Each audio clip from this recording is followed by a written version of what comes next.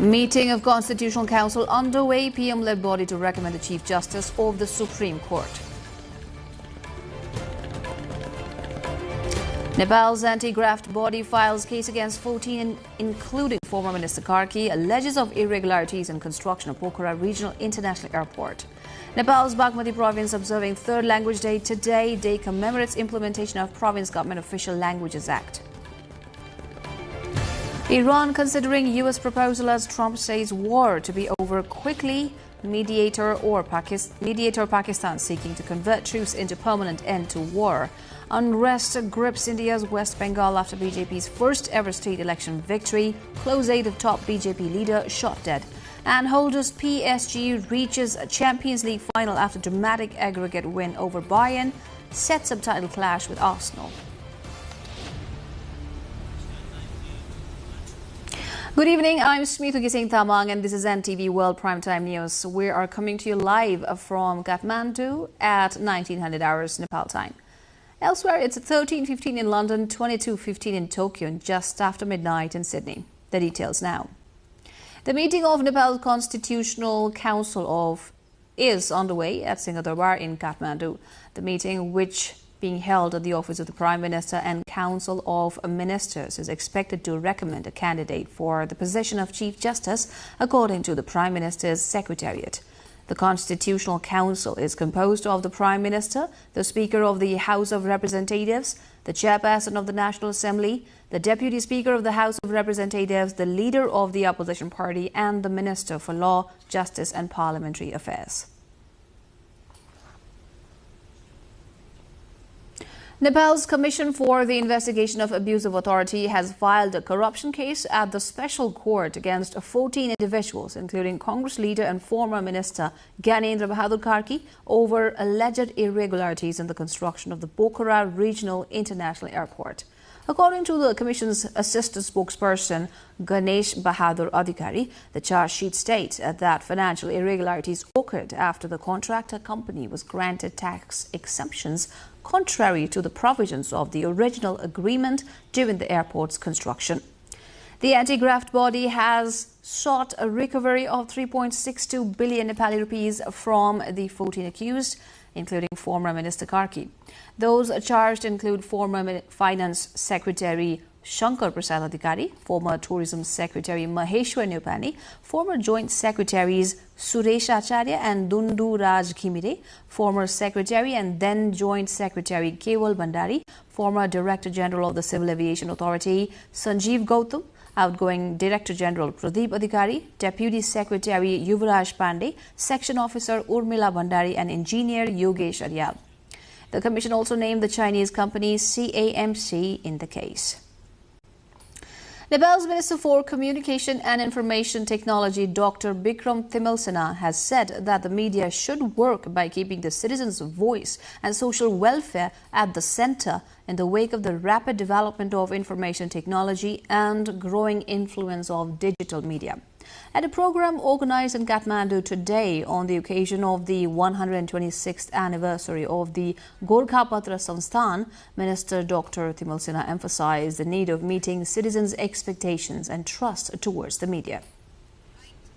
हाम्रो उपस्थितिलाई हाम्रो जुन किसिमको स्थिति छ त्यसमा गर्व गर्ने मात्रै गर्यौं भने हामी अगाडि बढ्न सक्दैनौं। यो 125 वर्षको यति ठूलो यति लामो इतिहासमा उभिएको यति बलियो जगमा उभिएको प्रकाशन आज हुनुपर्ने कहाँ हो? के कारणले आज हामी जति गर्नु पर्थ्यो जति जहाँसम्म पुग्नु पर्थ्यो त्यहाँ पुग्न सकेनौं त्यसको बारेमा हामीले रिफ्लेक्ट गरेनौं रिभ्यू गरेनौं भनेदेखि हाम्रो अगाडिको यात्रा त्यति सुखद नहुन सक्छ।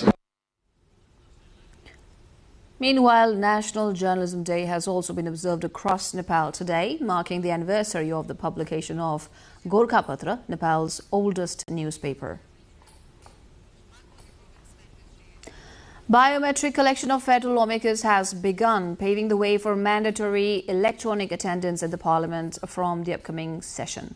The move is expected to strengthen transparency and accountability, allowing the public to know whether their elected representatives are regularly attending parliamentary meetings or not. Sabika Shrestha brings more.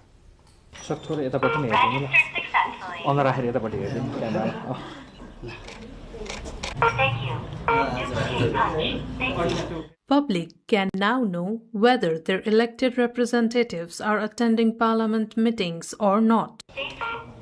In a major step toward transparency and accountability, the Federal Parliament Secretariat has begun collecting biometric data of members from both houses of the Federal Parliament. This is to make the electronic attendance of the lawmakers mandatory starting from the upcoming budget session. The Secretariat stated that while it is for attendance purposes for the time being, work has begun to make the Parliament paperless in the long run.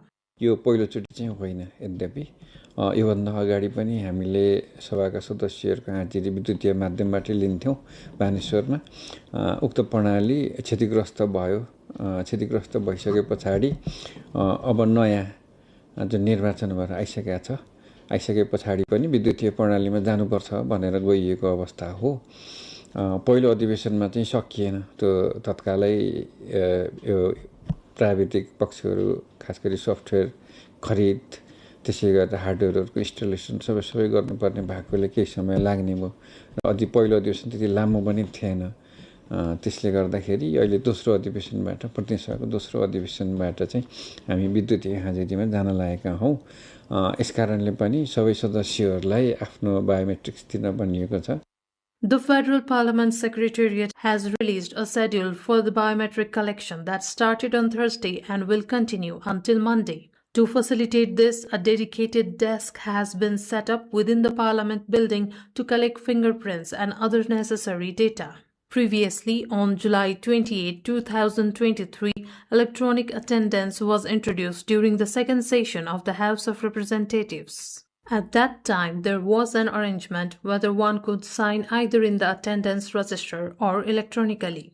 However, the Parliament Secretariat states that electronic attendance will be made mandatory from this session to effectively manage the presence of lawmakers and ensure transparency. Although currently arranged for the Parliament, e-attendance will gradually be made mandatory in thematic committees as well. हरेक सांसदको अगाडि एउटा equipment जस्तो सानो display जस्तो एउटा LCD हुन्छ। त्यो LCD मा चाहिँ उहाँहरुले आफ्नो एटेन्डेन्स पनि त्यहीबाट आफ्नो फिंगर प्रिन्ट गरेर अथवा ई एटेन्डेन्स गर्न सक्नुहुन्छ। त्यसै गरेर उहाँहरुले आफ्नो नाम केहीमा बोल्नु पर्ने छ भने त्यहीबाट नै क्लिक गरेर कुनै आफूले बोल्ने विधेयकमा थियो अथवा प्रस्तावमा थियो अथवा नियमावली हो के गर्ने हो त्यसमा उहाँहरुले त्यसमा थिचेर चाहिँ समय माग गर्न सक्ने सम्मको प्रविधि चाहिँ हामीले प्रयोग गर्न खोजिरहेका छौं। In the first session of the House of Representatives, lawmakers recorded their attendance in a physical register. While the National Assembly has already been practicing digital attendance to some extent, this new initiative aims to synchronize and strictly enforce it across both the houses. Sabika Shrestha with camera person Samir Thapa reporting for NTV World. Bagmati province has observed its third Provincial Language Day with rallies, cultural programs and a public holiday, highlighting efforts to expand multilingual governance in a country with 124 recognized mother tongues.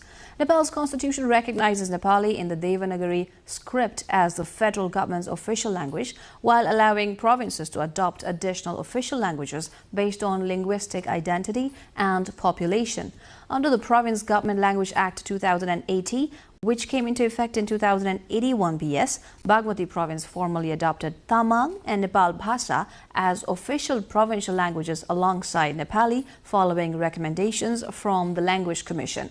Several other provinces have also moved towards multilingual administration, with Gandaki province recognizing Magar and Gurung for official use, and additional recommendations pending implementation in Koshi, Madhesh, Lumbini, Karnali and Sudur Paschim provinces.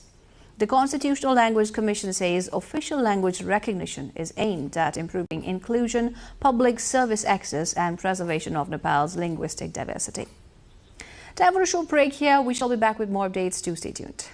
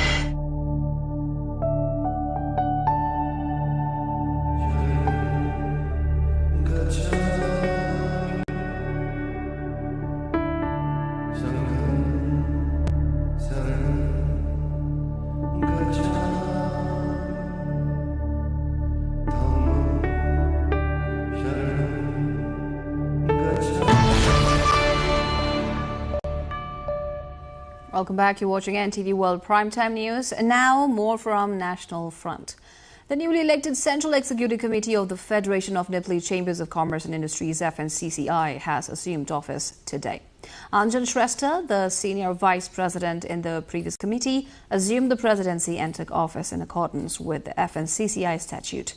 The newly elected office bearers, along with Shrestha, assumed office. On the occasion, President Shrestha said the new leadership would continue discussions and collaborations with the government to create an environment that boosts the morale of the private sector.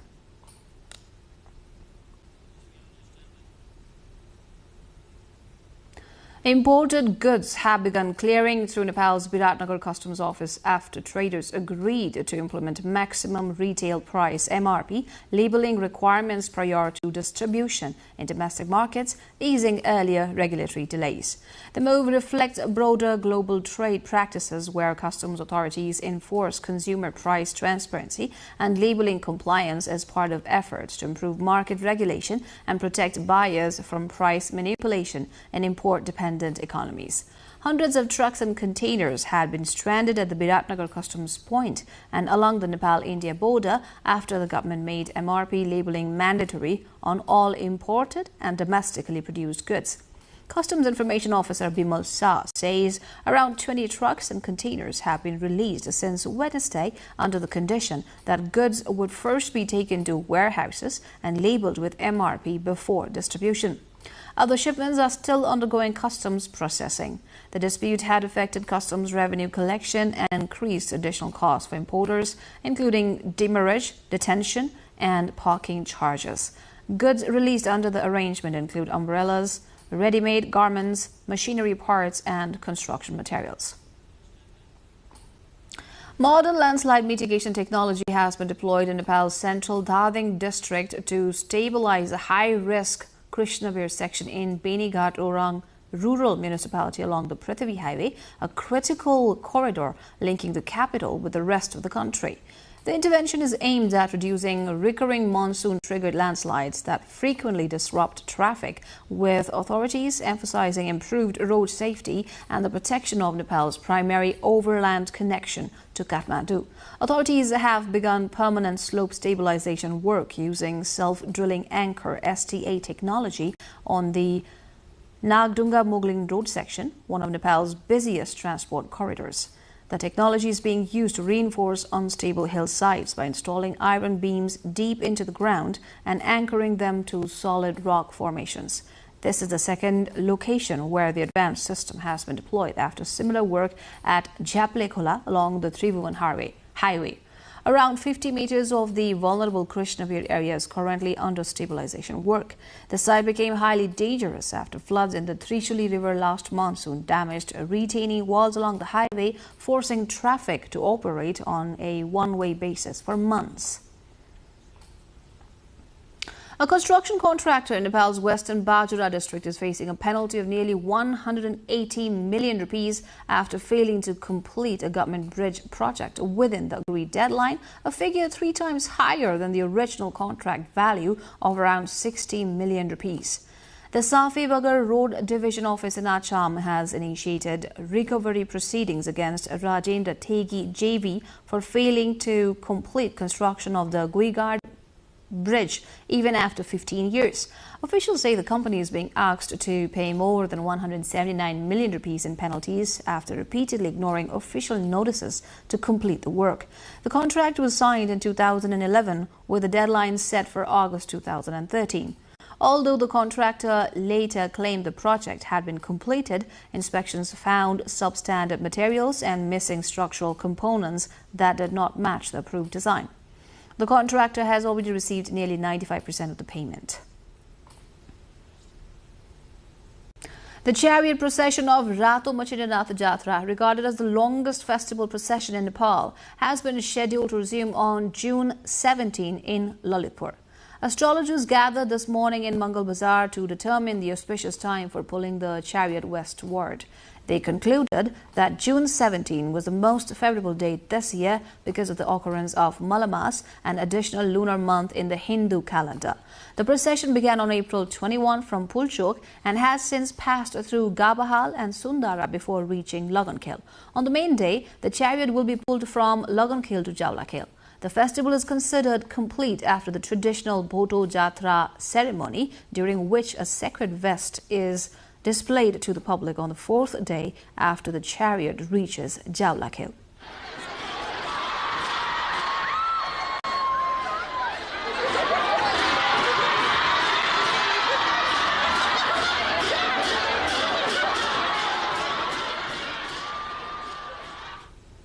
International news coming up next after the short break.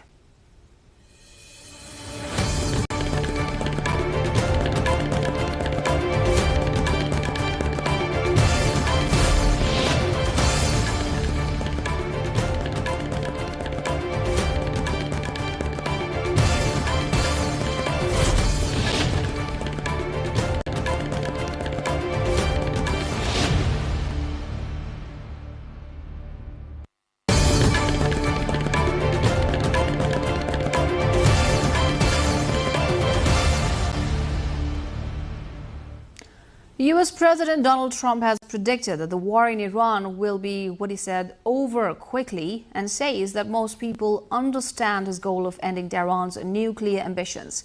His comments come after Iran said a U.S. proposal to end the war is still being considered. With that being said, they want to make a deal. We've had very good talks over the last 24 hours, and it's very possible that we'll make a deal. Yeah, please. Thank you, Mr. President. Meanwhile, Pakistan's foreign minister said his country was endeavoring to convert the ceasefire into a permanent end to this war.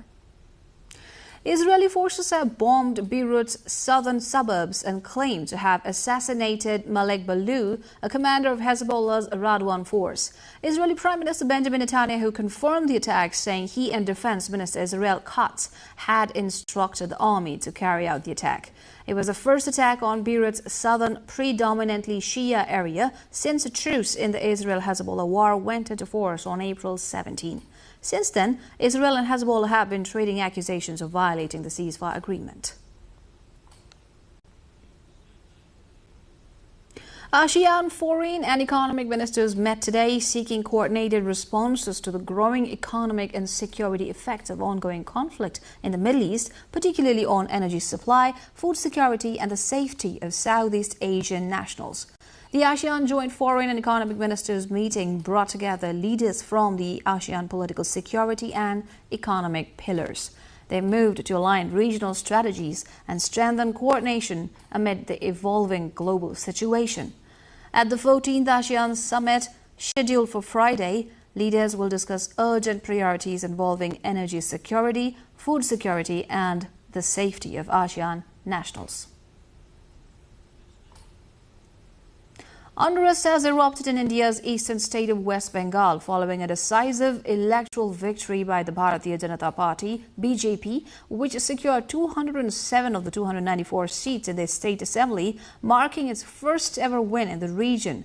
Tensions escalated further after the killing of 41-year-old Chandranath Rath, a close aide of state BJP leader Suvendu Adhikari, who was shot dead late Wednesday near his residence in Kolkata. Authorities said the violence has pushed the death toll linked to the post-election clashes to at least 5 since results were announced on Monday, as security forces struggle to contain rising political unrest across multiple districts. 2 persons in a serious condition who were evacuated from a cruise ship with a confirmed outbreak of deadly hantavirus have arrived in the Netherlands for treatment, according to operator Ocean-Wide Expeditions. A 3rd passenger in a stable condition was on board an evacuation flight that has been delayed, the operator added. The MV Hondius is now sailing towards Spain's Canary Islands after being anchored for 3 days near Cape Verde, an archipelago nation off the West African coast. The 3 evacuees were British, Dutch and German. Ocean-Wide Expeditions said the 65-year-old German evacuee was closely associated with a German woman who died on board the ship on 2nd of May.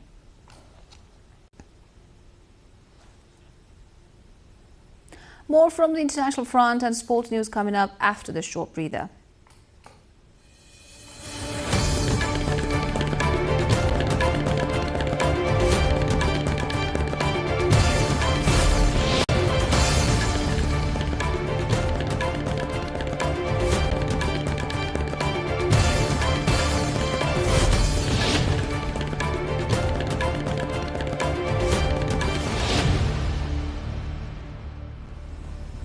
U.S. Secretary of State Marco Rubio has arrived at the Vatican City for high-level talks with U.S.-born Pope Leo XIV amid growing diplomatic tensions between the Vatican and the White House.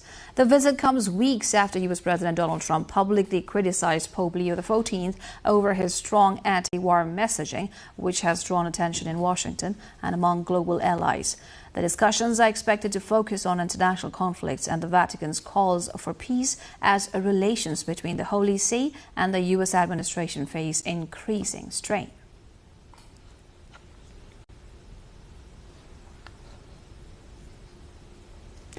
Fishermen on Colombia's Caribbean coast are restoring coral reefs once damaged by their own fishing nets under a conservation initiative led by the CIM Caribbean Foundation. Yerson Granados, a former fisherman now employed in reef restoration, said local communities were previously unaware that coral was a living organism vulnerable to damage from fishing practices. According to the foundation, teams of former fishermen have replanted about 1.5 hectares of reef using 20 coral species as part of efforts to rehabilitate marine ecosystems along Colombia's Caribbean coastline. Conservation groups say involving former fishermen in reef restoration also provides alternative livelihoods for coastal communities increasingly affected by declining fish stocks and environmental deterioration. A traditional dance and skit performance by a troupe draped in women's kimono undergarments has taken place in a town in Akita Prefecture, northern Japan. The Ganin dance in Hachirogata town is said to have been passed down to locals by religious traveling performers named Ganin during the Edo period, which lasted from the 17th to 19th centuries. The dance is performed at this time of the year to pray for a bountiful harvest. The troupe, dressed in colorful women's kimono underwear, staged this dance at Hitoichi Shrine in the town, wiggling their hips and waving their hands while ringing bells.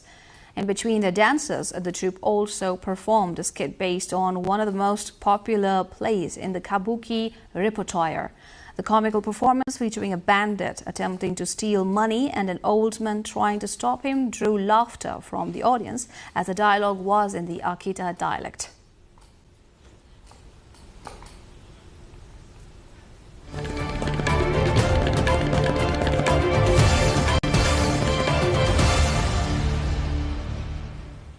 Those were international updates for this evening. Now we move on to sports.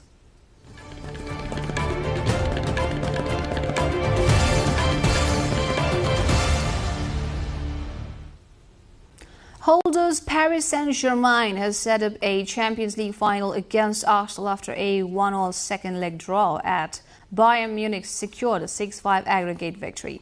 PSG exploded on the counter less than 3 minutes in on Wednesday, and Ballon d'Or winner Ousmane Dembélé put Luis Enrique's visitors ahead on the night and 2 goals up in the tie. PSG largely succeeded in subduing Bayern's attacking threat despite Harry Kane's stoppage time goal. The final is slated for May 30 at Puskás Arena in Budapest of Hungary. In the weeks leading up to the upcoming FIFA World Cup, the Roraima community in Rio de Janeiro has undergone a visible transformation as local artists and residents collaborate to paint large-scale murals across key streets in the neighborhood. The initiative, which has taken shape along heavily used pedestrian routes and stairways within the hillside settlement, features vivid artwork that reflects both football culture and everyday life in the community. Local organizers say the effort is aimed at improving the visual environment of Roraima while also showcasing the creativity of its residents during a period of heightened international attention. The favela, one of the largest in Brazil, is expected to be indirectly in the global spotlight as tourists and media turn their focus to Rio de Janeiro for the tournament hosted by FIFA World Cup.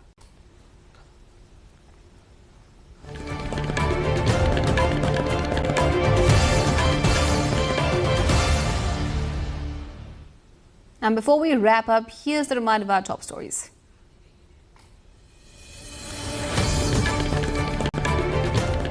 Meeting of Constitutional Council underway, PM-led body to recommend the Chief Justice of the Supreme Court.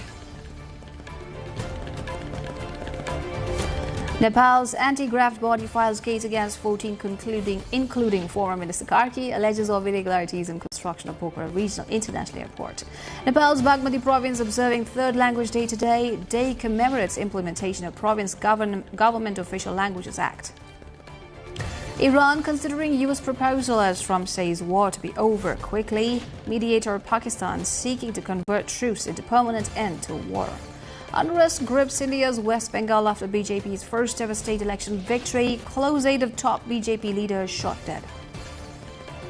And holders PSG reaches Champions League final after dramatic aggregate win over Bayern. Sets a title clash with Arsenal.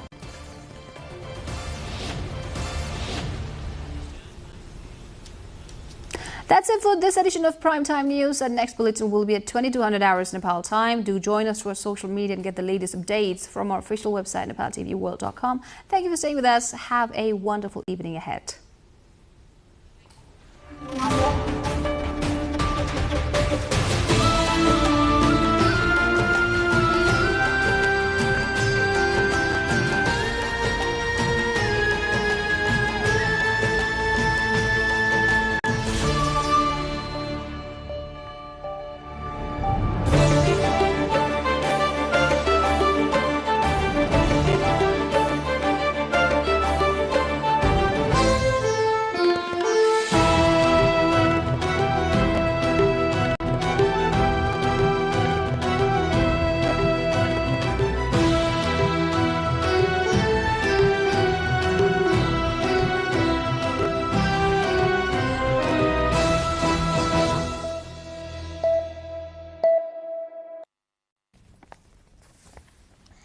Welcome to the studios of NTV World in Kathmandu.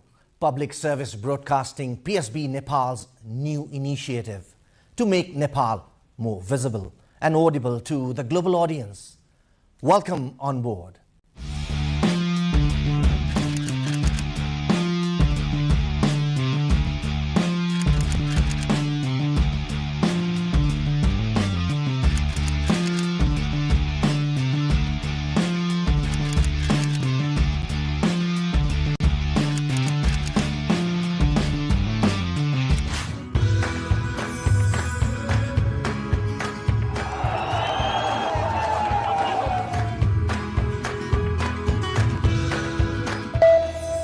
This is NTV World, facts that speak, insights that matter.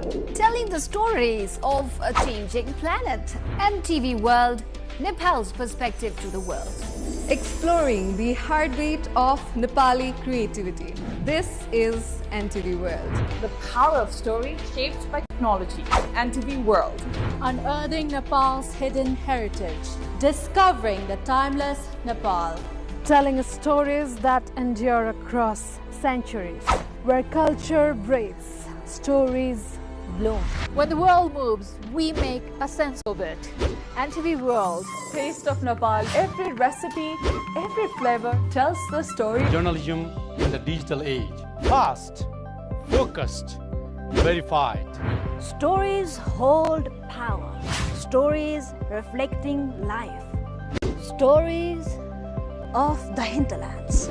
Reporting for NTV World. This is NTV World. Welcome to News Hour. This is NTV World. Welcome to Primetime News. One story at a time. Crossing borders, connecting voices, where Nepal meets the world in dialogue. This is NTV World, Nepal's perspective to the world. Voices that connect Nepal to the world, bringing perspective, region and relevance to every story. NTV World, Nepal's perspective to the world. Stand by. Mic is on. 3, 2, 1, cue.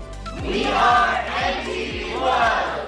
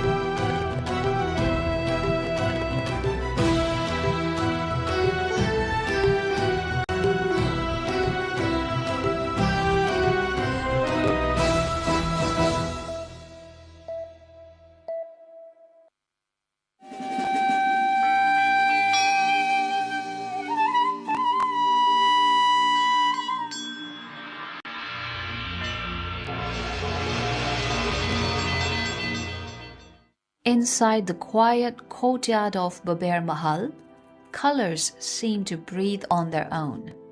This is Siddharth Art Gallery, home to some of Nepal's most defining contemporary art movements. Today, the gallery opens its doors to Mithila Cosmos, a universe imagined through the brush of artist S.C. Suman, a name inseparable from the evolution of gallery space. म आफ्नो बच्चैदेखि हजुरआमालाई हेर्दै थिएँ यो भित्तामा उहाँ कोर्नुहुन्थ्यो अब भित्तामा कोर्दै जाँदाखेरि उहाँलाई हेर्दै आएर त्यसपछि म बच्चै बालकालदेखि नै स्कुल जाँदा अनि फुलहरू हेर्दा मलाई हजुरआमाले पेन्टिङ गर्नुहुन्छ त्यसमा रङ बनाउनुहुन्छ भनेर म उहाँको लागि बाटोमा खसेका फुलहरू ल्याएर उहाँलाई दिन्थेँ र उहाँले भन्थे कि ल यसबाट पनि रङ बनाउनुस्, यसबाट पनि पेन्टिङ गर्नुस्। अनि यो कुरा मलाई एकदम सहजै प्र्याक्टिसमा आएको जस्तो लाग्यो। र उहाँको पछि उहाँ भित्ताहरू रङाउँदाखेरि पेन्टिङहरू गर्दाखेरि म उहाँलाई छोडेर कतै जाँदैन थिएँ र मलाई पनि काम गर्न दिनुहोस् भनेर उहाँ कहिले काहीँ दिक पनि मान्नुहुन्थ्यो। कति मलाई माने यो डिस्टर्ब गरेको, तिमी जाऊ खेल भनेर, त्यही पनि म उहाँसँग बस्थेँ। अब उहाँले त्यही पनि उहाँको म बसिरहन्थेँ, उहाँले चाहिँ साइडमा कुनै कुनामा एउटा सानो चित्र बनाइदिनुहुन्थ्यो र यसमा तिमी रङ भर भन्नुहुन्थ्यो। अनि म छिटो रङ भर्थेँ अनि उहाँले आश्चर्य भन्नुहुन्थ्यो, हेर कति मभन्दा पनि राम्रो रङ भर्दो रहेछ भनेर। अनि यसरी मलाई चाहिँ मिथिला पेन्टिङले नजिक ल्यायो र म त्यो फेरि त्यो गर्न थालेँ। What we see today is not just an exhibition, it is a lived memory of culture, philosophy, and the changing world around us. यसरी प्रत्येक घटनासँग जोडिँदै आएर एक्जिबिसन आएको हो। र 2021 मा Mithila cosmos the cycle of time आयो। त्यसपछि त्यो 22 मा सक्यो, 22 को जनवरीमा सक्यो। र त्यसपछि अहिले आएर यो 25 मा यो एक्जिबिसन आयो। त्यो बीचको जुन अब फेरि यसलाई कसरी जोड्ने त, अब जस्तो कि नेपाल एकाडेमी अफ फाइन आर्ट्समा म काउन्सिल मेम्बर हुँदाखेरि मैले आफ्नो देशको लोककलाहरूलाई हेर्न पाएँ। म लोककला विभाग प्रमुख थिएँ होइन। अनि त्यो हेर्दै जाँदाखेरि म पूर्वदेखि पश्चिमसम्म, उत्तरदेखि दक्षिणसम्मका त्यो जिल्लाहरू भ्रमण गरेँ। हाम्रा लोककलाहरूलाई हेरेँ। हाम्रो भनिन्छ हाम्रो देशमा 123 126वटा भाषा बोलिन्छ, त्यसका आफ्ना संस्कृति छन्, आफ्ना चाहिँ रीतिथिति छन्, त्यसभित्रका कलाहरू मैले हेर्न पाएँ। र त्यो सबैलाई जोड्दै जाँदाखेरि एउटा आर्टिस्टले कसरी त्यो प्रभावित पार्दो रहेछ र त्यो स्टुडियोमा काम गर्दाखेरि त्यो एलिमेन्टहरू हेर्नु र त्यो एलिमेन्टलाई आफ्नो पेन्टिङमा चाहिँ समावेश गर्नु, यो सहज रूपमा त्यो हुँदै जान्छ। र यो सो ल्याउँदाखेरि चाहिँ तलको तल्लामा हामी चाहिँ हेर्छौँ क्यानभास वर्कहरू छ, त्यसमा देवी कथा छन्, गीताका सार छन्, जीवनका त्यो कथाहरू छन्।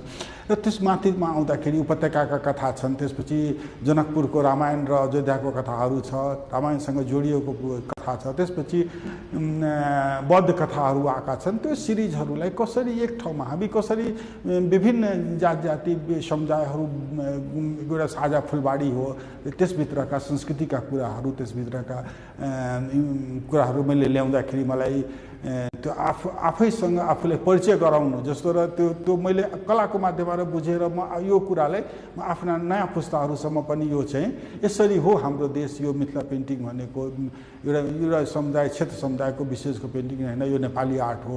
यदि मिथिला पेन्टिङको नेपाली कलाको कुरा गरेँ भने मिथिला पेन्टिङलाई छोडेर त्यो नेपाली आर्ट पुरा हुँदैन भनेर मेरो बुझाइमा मैले यसरी यो एक्जिबिसनले ल्याएको। Mithila art carries centuries of tradition from Janakpur, from mythological narratives and wedding symbols to intricate floral motifs that speak of life, devotion, and identity. The power of Mithila painting lies in its detail. Every line, every border, every color has a purpose. के हुन्छ कलाकारले जब घुम्छ ऊ चाहिँ travel गर्छ, चाहे त्यो देश विदेशको यात्रा होस्, चाहे आफ्नो विषयवस्तु खोजी हिँड्छ, र उसले अनुकरण गर्ने क्षमता मलाई लाग्छ उसँग धेरै हुन्छ। उसको दिमागमा त्यो कुराहरू आइरहेको हुन्छ क्या, त्यो आइरहेको र त्यो कतै न कतै कुनामा बसिरहेको हुन्छ। अब जब स्टुडियोमा बिस्तारै काम गर्दै जाँदाखेरि एउटा आर्टवर्कसँग करिब एक सप्ताह उसले बिताउँछ, चाहे 15 दिनसम्म बिताउँछ त्यो विषयवस्तु र त्यसका त्यो फ्रेम अब्जेक्टहरूमा बिताउँछ। र त्यसमा चाहिँ त्यसको दिमाग त खाली हुँदैन, ऊ सोचिरहन्छ र सोचेर त्यो बिताएका क्षणहरूमा उसले चाहिँ आफ्नो कलाहरूमा त्यसलाई चाहिँ प्रस्कृत गर्दै जान्छ र त्यो अनुभव बटुलेका चिजहरूलाई उसले चाहिँ त्यतिखेर सम्झँदै उसले चाहिँ केही सम्झना आउँछ र केही नयाँ चिज ल्याउँछ। पहिलो एक्जिबिसनहरू गर्दाखेरि त्यो छडिएको हुन्थ्यो, जस्तो विभिन्न पेन्टिङहरूलाई ल्याएर एकै ठाउँमा गएर त्यसमा एक्जिबिसन गरिएको जस्तो हुन्थ्यो। त्यसपछि के भयो भने मेरो पहिलो मिथिला सोलो एक्जिबिसनको टाइटल पनि म्याथली आर्ट थियो। त्यसपछि म्याथली आर्ट लिभिङ ट्रेडिसन भनेर आयो। त्यसरी जबसम्म त्यो म्याच्योर हुँदै जान्छ कलाकारले 1 2 स्टेपहरू हुन्छन् त्यो एक्जिबिसनहरूको त्यसले अनुभव पनि बटुल्छ र बटुल्दै जाँदा भ्युअर्सहरूसँग भेट्छ जर्नलिस्टहरू भेट्छ क्रिटिक्सहरूसँग भेट्दै जाँदाखेरि त्यसको निखार आउँदै जान्छ नि साधनाको निखार आउँदै जान्छ र त्यो चाहिँ विषयवस्तुसँग जोडिँदै जान्छ र आज आएर यो फ्रेममा चाहिँ हामी हेर्न पाउँछौँ. Art becomes complete only when someone responds to it. In this gallery, every viewer sees something different. A memory, a symbol, a question, a reminder. What do the visitors find in this universe of Mithila? Well, as an academician, I feel that Mithila painting is like a healing process to people. And this exhibition has expressed itself in a very beautiful way, expressing each and every motive which is present over here related to not only mythology, but also related to emotions of the people. And it is like a story work over here. The entire journey of Mithila has been depicted over here, which speaks volumes not only about the artist, but also about each and every object which has been portrayed over here. Walking through these halls feels like traveling between timelines. The ancient and the modern coexist. Tradition is not frozen in the past. It evolves through those who carry it forward. We feel like connected to Sumanji's works because he takes approach that's quite respectful, quite engaging and contemplative, and someone who speaks with contemplation, someone who prefers to remain in a discipline and work from the frame of that discipline. He had chosen the Mithila paintings framework, and he remains in that framework, and he stretches, expands the framework, and develops narrative power, descriptive power, that communicative power with that frame. And that's something amazing. It may appear abstract at first glance, but spend a moment longer and stories begin to unfold of gods and goddesses, rituals and seasons, and the subtle emotions of everyday life. And within this rich visual grammar, Suman adds his own world, shaped by places he has lived, moments he has witnessed, and the history that surrounds him. He was among the first generation artists of Mithila art. When he started his career from the kind of humble background he was in, with that financial background, very few people could actually make art and Mithila art in particular their primary career. So that is what separates him from other artists in that regard. However, I will also admit that a lot of other artists have also put in their contribution in the upliftment of Mithila art, and Mithila art has grown due to the collective effort of a lot of people. From Vivaha Panchami in Janakpur to the lotus of Bodhanath, from the cosmic churn of Samudra Manthan to the silence of COVID lockdowns, Suman brings time onto canvas. His lines become memory, his colors become testimony. Yeah, there are many favorites. You can see that. If you see that, there are each painting says some story. Like this is the, if you see this, here the wedding, Sita, Mata Sita wedding with the Ram. There is the procession going on, and every painting you will see that there are the nature. The S.C. Suman painting is the nature he captures very nicely. The color combination you will find very rare artists. That type of eye-catching is that one. Many things are within the one paintings. Mithila Cosmos reminds us that art is not only what we see, it is what we feel, return to, and carry within ourselves. I have grown in a Mithila household. I've been very closely connected to the Mithila culture. I have been seeing Mr. Suman's exhibitions since a long time, and this is one of the third or fourth exhibition of his that I've been attending. So yeah, that I obviously know about what kind of paintings he does and what time does he conducts these exhibitions. So this is exactly how I found that he was gonna do an exhibition this year as well. Has a similar sort of providing blessing sort of artwork in the form of like a lakudwa, which like exists in a door frame. So what he's done in that specific piece is behind a lakudwa is a cobra painting, so like a wedding specific painting. So he's combined these two cultures as part of his, and it's part of his own narrative because he moved from Janakpur to Nepal, so that's what he was trying to convey, the mixing of these two cultures. So yeah, I think the mixing and, you know, like venturing out of your own home place, which is very common these days, and traveling and seeing the world, I think that's, I think the contemporary connection. Behind every exhibition is a vision that guides how artworks converse with space and audience. Curator Sangeeta Thapa has been a key voice in shaping Nepal's modern and contemporary art landscape. His first exhibition, Mithila Cosmos, began in 2007, and what we have been seeing is that he is really celebrating the art forms of the Mithila world, along with the myths and legends of the Mahabharata, the Ramayana, and this is something that we see all throughout the different editions of the Mithila Cosmos journey that he has with the Siddharth Art Gallery. This is his 7th show, and we decided to call it Journey of a Pilgrim because the piety in the exhibition is very apparent, and his knowledge of the Ramayana or the Mahabharata, the myths and legends that we have grown up listening to and learning about, you know, become central to his work. But Sumanji is also talking not only about Mithila art, he's from the Tarai, so he brings in elements from Tharu, Dusad, Salish, different forms of art form from indigenous communities in the Tarai, and he amalgamates it and he really makes it his own.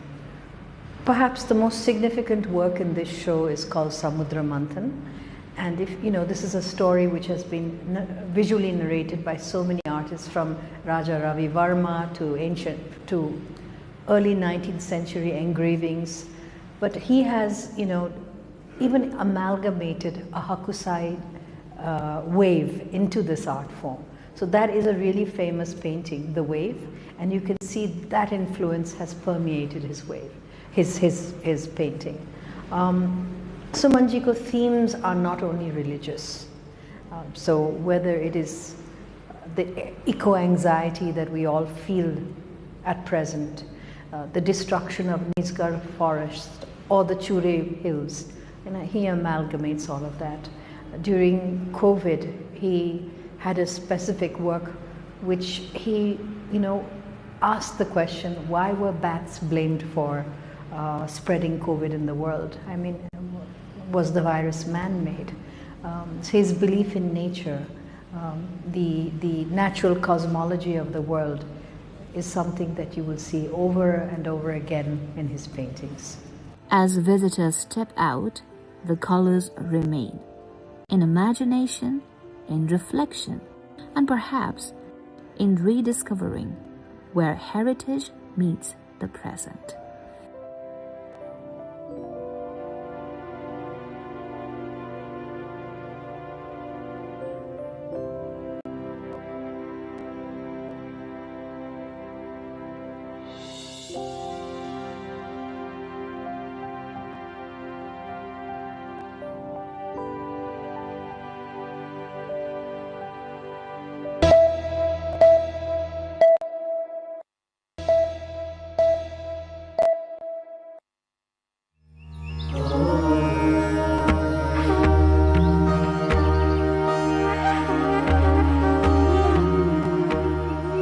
Pashupatinath is located in the eastern part of Kantipur city, approximately 5 kilometers away from Bagmati River.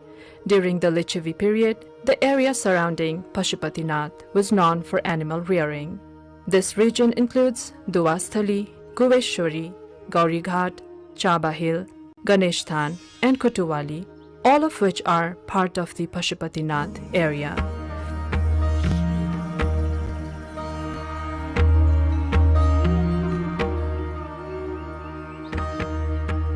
In 1979 AD, UNESCO designated Pashupatinath as a World Heritage Site.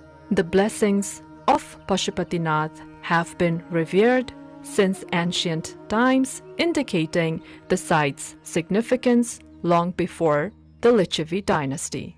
The presence of Jyotirlinga, a sacred representation of Lord Shiva, is mentioned in one of the ancient texts, highlighting its historical and religious importance.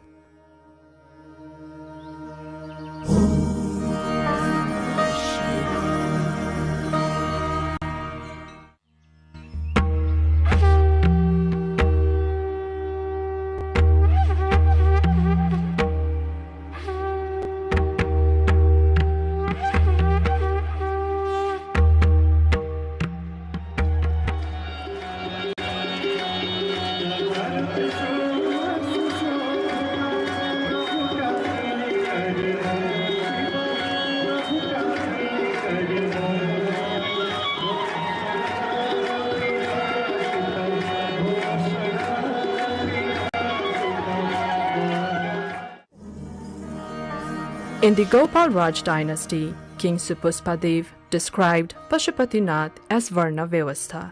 Following Supuspadev, every subsequent king incorporated the name of Pashupatinath within their own names. King Vaskar Dev offered 3 kosh to Pashupatinath, Brishdev presented a Trishul, Dharmadev contributed a Brishjos, and Narendra Dev offered various kosh made from different materials. Finally, Jayadev offered a lotus to Pashupatinath.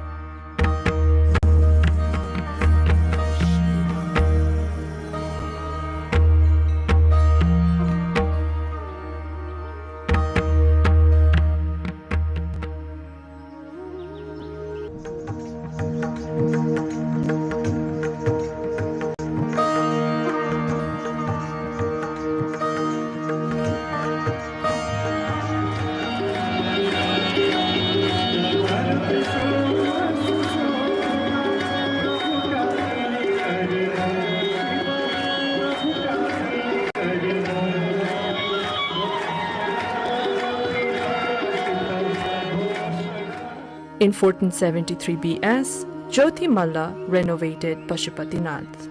The priest Nityananda initiated the removal of the 3-story structure of Pashupatinath and reduced it to a single story. Queen Ganga, the consort of Shiva Singh, had the Bhasa Bamsawali written, which is still present today.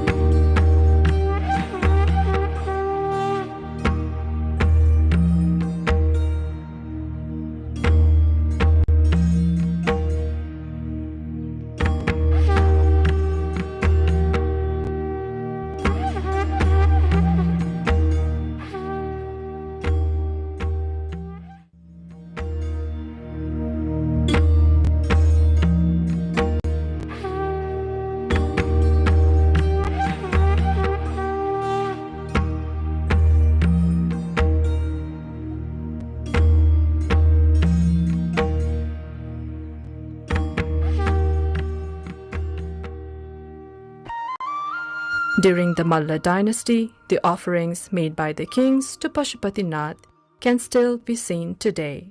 Among these offerings, Lord Shiva at Pashupatinath received a copper roof and chadi and kamal. Finally, King Jai Singh presented a gold-made mekhla and a grand jatra was conducted.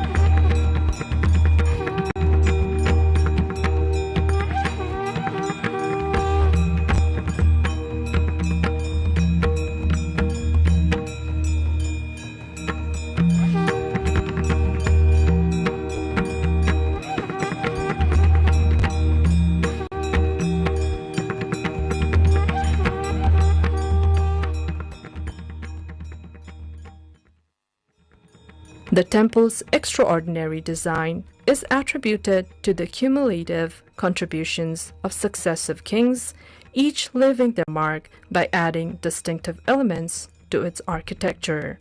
This rich history of royal patronage is a primary factor contributing to the exceptional and intricate design of this revered temple.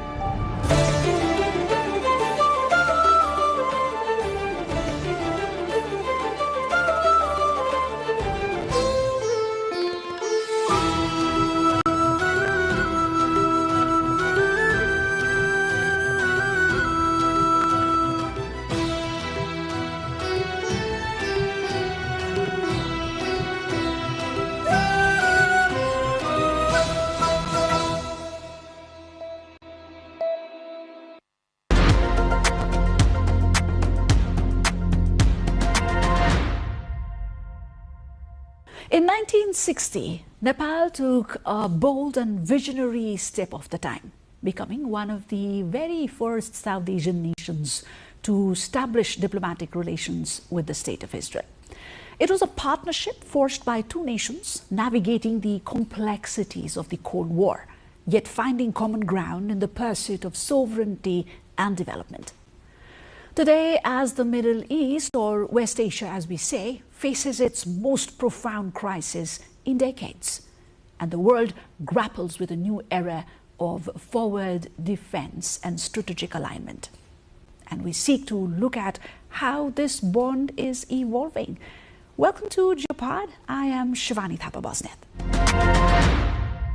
In this episode, we attempt to explore a relationship that is as historic as it is quiet, yet increasingly pivotal in the shifting sands of global diplomacy. Joining me today is His Excellency Smulik Aribas, Israel's ambassador to Nepal. Welcome to Geopod, Your Excellency. Such a privilege it is to have you here with us at NTV World.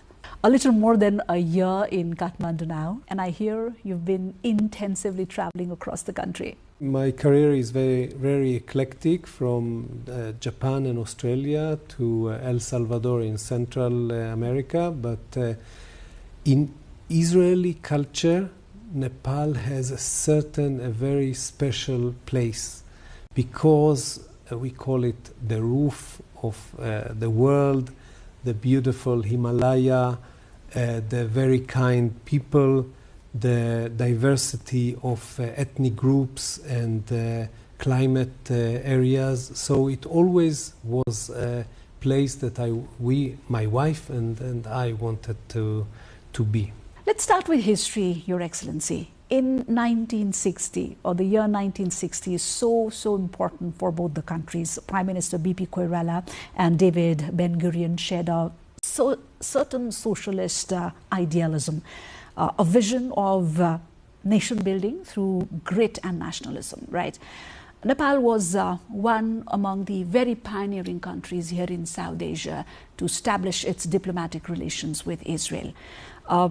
How much of that pioneering spirit remains today, or how does the legacy of 1960 inform your work here in 2026? Judaism and Nepal culture that builds on Hindu and Buddhism are very ancient civilizations, and each citizen, member of the other civilization is interested in the others.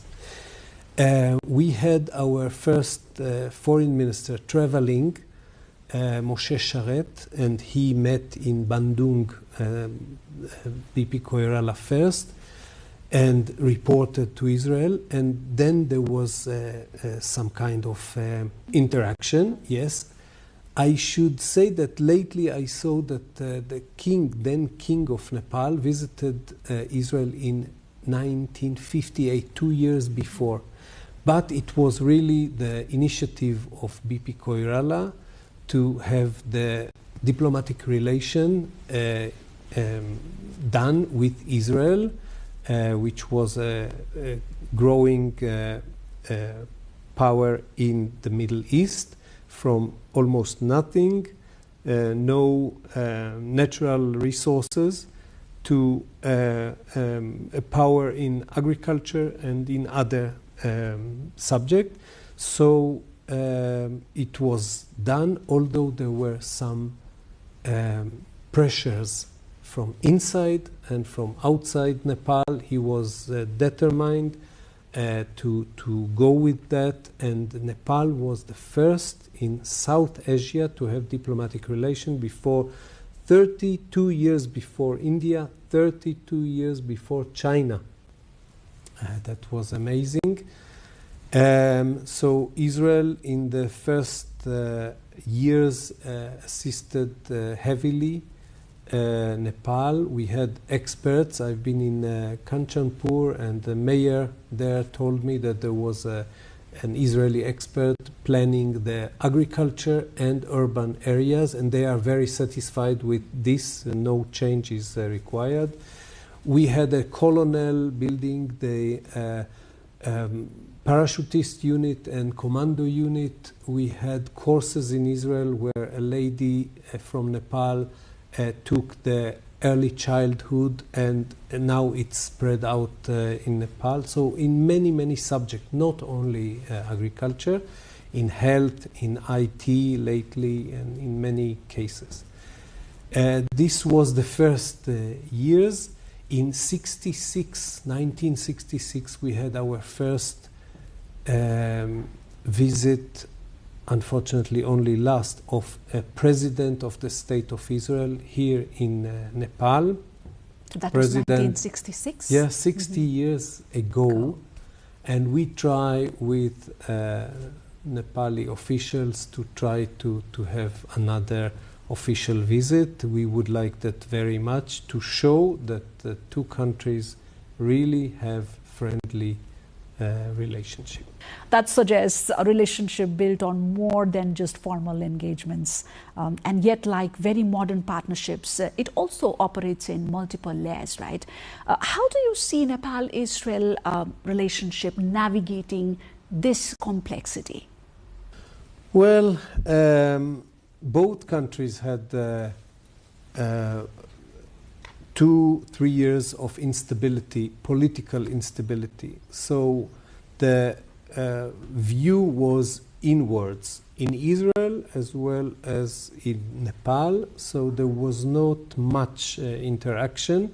We had, of course, the the COVID and the problem with the Hamas terror group, and lately with other cases in the Middle East. So we are looking forward to expanding, strengthening the ties with the new government of Nepal, which has a very solid stand in the parliament, and we would like to see how the interest of Nepal come with the interest of Israel together for a better future. Nepal is in another very, very pivotal or crucial transitions of all times, right? So you of late got an opportunity to meet with the foreign minister as well. Yes. Actually, I met him twice before he was nominated, and luckily, thanks to the government of Nepal, I met him lately. I think beginning of this week. All the meetings were very friendly, very frank, very positive on the way to strengthening the ties.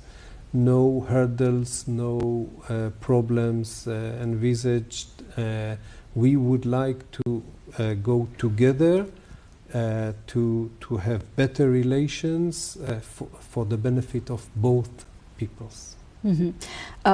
If we step back slightly, Your Excellency, this also speaks of how countries position themselves, in a more complex global environment, right? Nepal has traditionally followed balanced and independent foreign policy. How do you see that these smaller nations navigating these competing demands in the present-day world? I think Israel shows a very good example of a very, very small nation.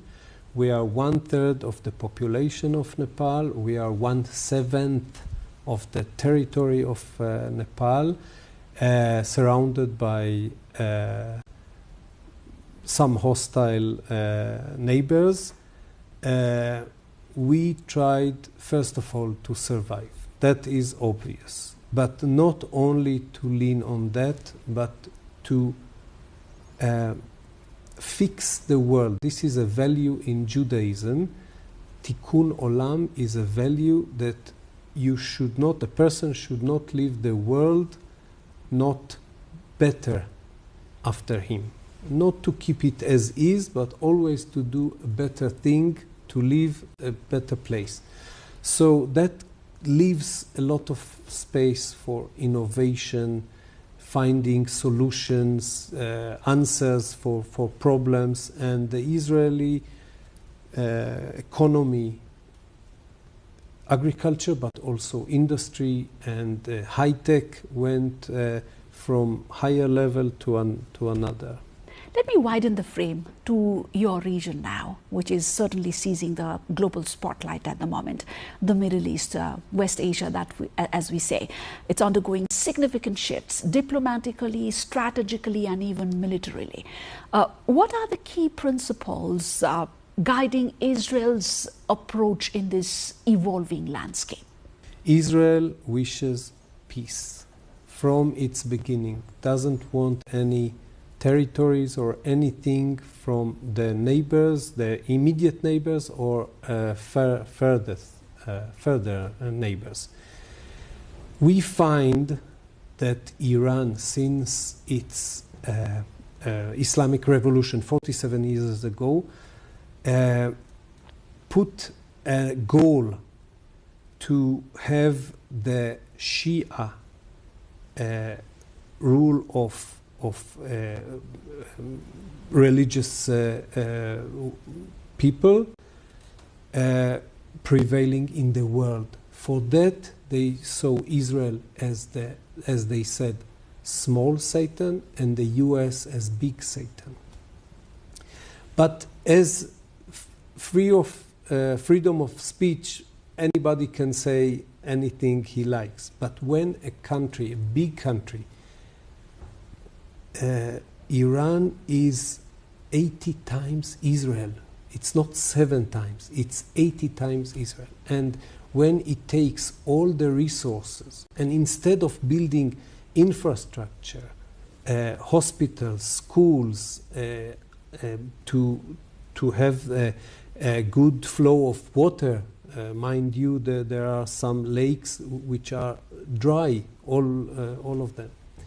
Instead of doing that, putting emphasis only on arms, and very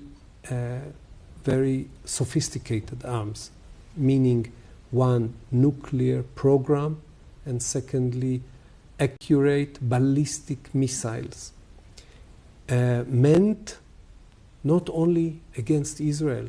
Israel is only 1,500 kilometers far or 2,000 kilometers far. They already have ballistic missiles for 4,000 kilometers, and they aim to the eastern shores of the US, which are 10,000 kilometers. So they not only invested in this armament, but they created proxies, partners, little partners that in one day will all go against Israel. That is the Hamas terror group, Islamic Jihad terror group, those in Gaza and in the territories in West Bank, Hezbollah in South Lebanon, the Houthis, which are part of three groups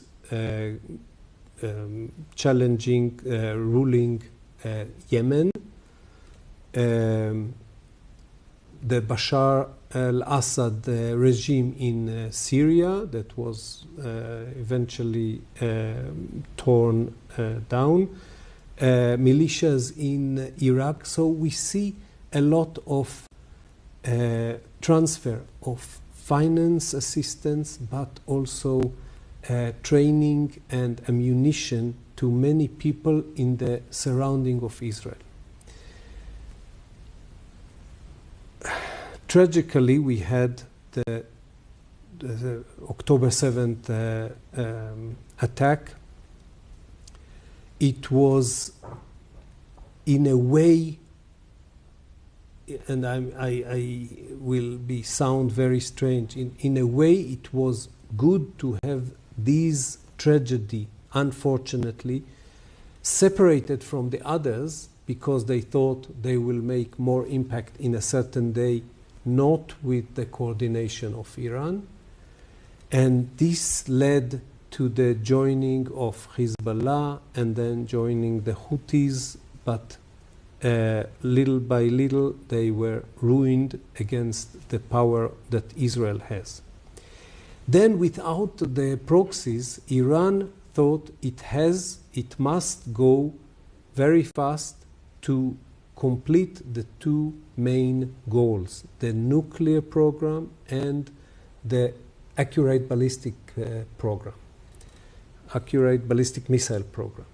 In the nuclear program, they claimed that they have only civilian program, but civilian program has uranium enriched only to the level of 2.67%.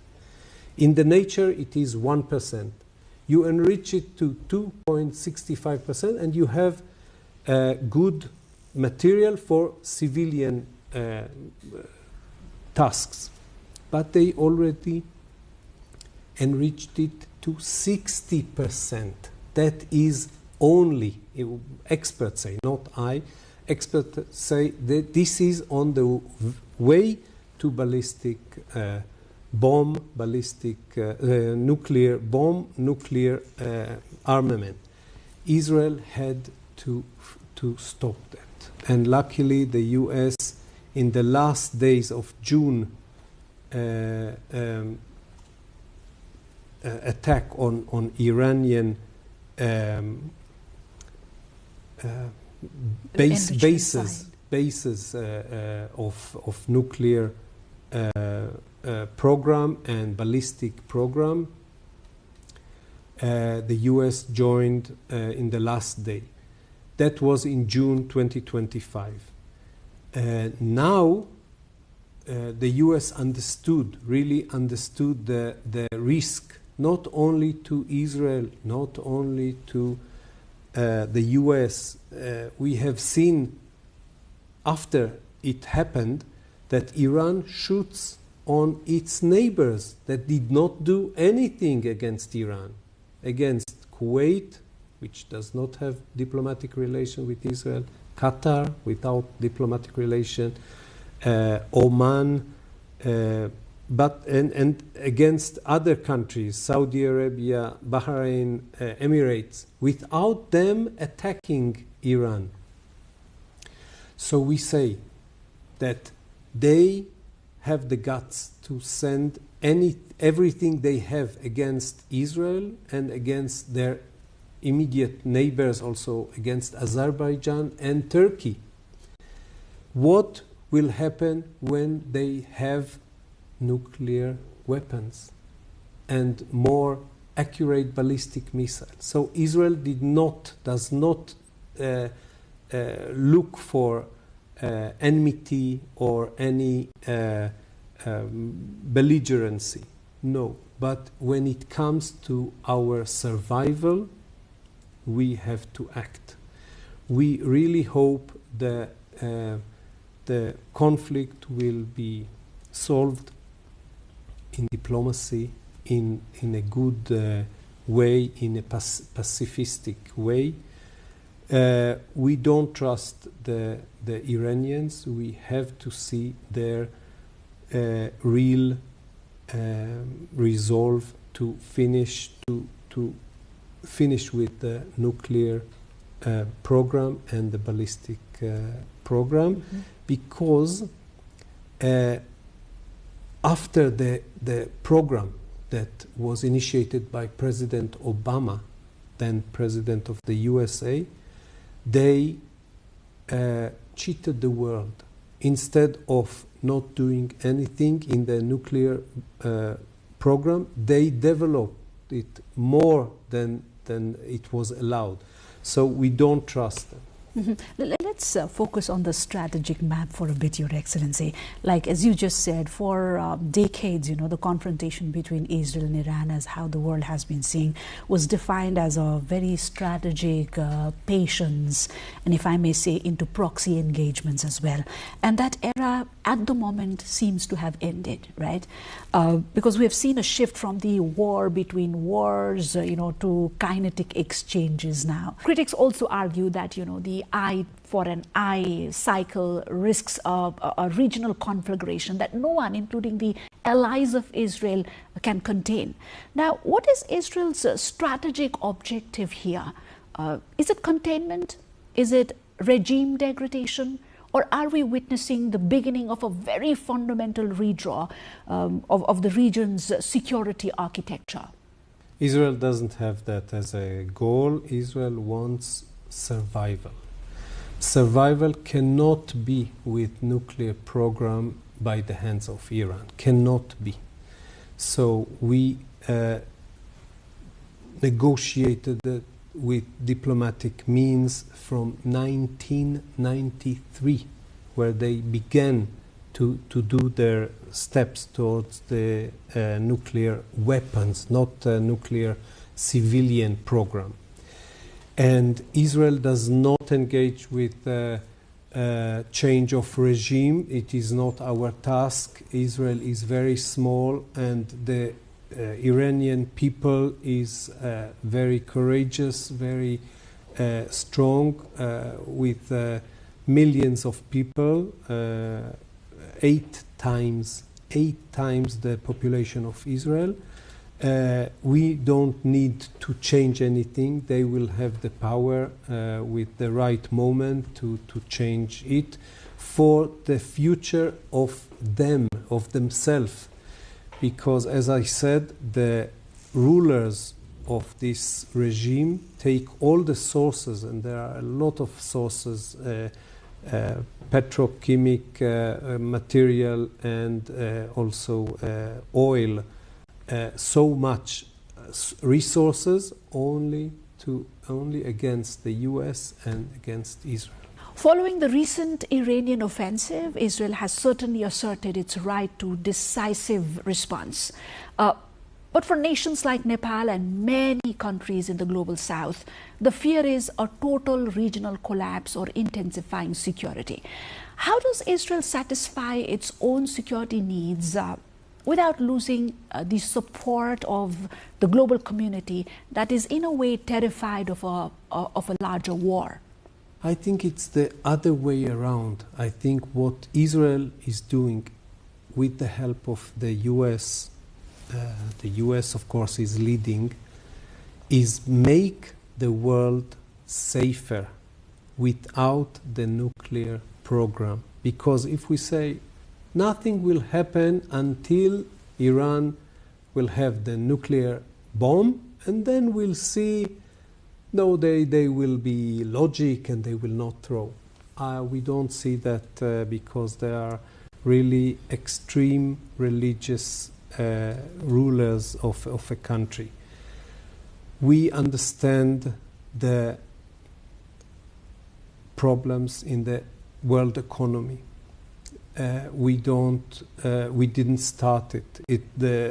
Iran saw that it doesn't have anything else to bargain or to fight with, so they closed the Hormuz Straits. But I have to emphasize, there is no shortage in oil, no shortage in energy. It can be dealt with in other places of the world. Venezuela has the largest reservoir of oil of all the world. It can sell to anybody. In other places, oil or energy is produced. So it deals with changing the suppliers for a certain time. If you say, no, I would like only from this supplier and there is now a problem, now you're in a problem. But if you can manage that in the free market, then the economy can be restored to normal time. We hope it is resolved in the coming days or weeks. So at this point, Israel sees that the other disruptions seen around the world is quite manageable compared to the looming threat that the region is seeing. Indeed, this is the answer. Indeed. So where does this road from now, from what is going on there, actually end? With Iran understanding that it cannot export the revolution through nuclear program, through accurate ballistic missiles, through financing terror groups like Hezbollah, like Hamas, like other terror groups, the Houthis, the militias in Iraq, and go inside Iran and develop the infrastructure and the education, the democracy. Iran has elections, but there are committees who select who can pose for elections and who cannot. Only the most extreme can be elected. So they speak on behalf of the people, but the people doesn't want them. But it's up to now that we can talk. Israel does not do anything to change the regime. Israel also shares a very long-standing partnership with the United States, Your Excellency. At the same time, just let's rewind things a little bit, right? There have been moments where Israel has taken decisions based on its own assessments as well. So how does Israel balance this very close partnership with its need for a strategic autonomy? Because of finding the same interest, the same values, the U.S. sees in Israel a very reliable partner in the Middle East where things are volatile. There was the Arab Spring with so many uprising leading not to democracy. The two parties, the Democrats and the Republicans, try to promote democracy in the world. They cannot find it in the Middle East apart from Israel. So Israel is a reliable basis for their values, for regional stability, and for innovation. There is a lot of cooperation between the US and Israel in innovation. Israel is I think number 2 or number 3 as a country in foreign investment, foreign shares in Nasdaq. So the bonds are very extensive, and the US really understand what are the risks of the world. It's so in Europe, it's so in the East, it's so in the Middle East as well. Exercise its strategic autonomy while safeguarding these very important partnerships? This is a very good question. Israel is an independent state.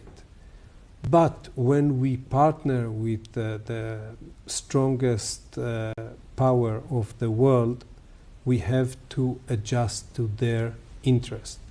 When the president of the US asked Israel to have a ceasefire in a certain place, we will take it very seriously, and although it's not in the best interest of Israel, because of the whole picture of partnership, Israel will do as requested. Mm-hmm. So Israel is an independent country where when there are requests, demands that are putting the future of Israel in jeopardy, we will tell that frankly, and sometimes we will not do as requested, but so far it was a wonderful partnership. For many years, the two-state framework has been central to discussions around a long-term peace. Given the current realities from what we are seeing, how does Israel today think about a sustainable political solution that ensures both security and long-term stability of the region? Israel has gone a long way since the Oslo agreements in 1993. Afterwards, the Camp David meetings in the US, Camp David 1 and 2, and there were so many options, offers, programs to finalize the conflict with this slogan, two states, but we faced a negative approach from the Palestinians.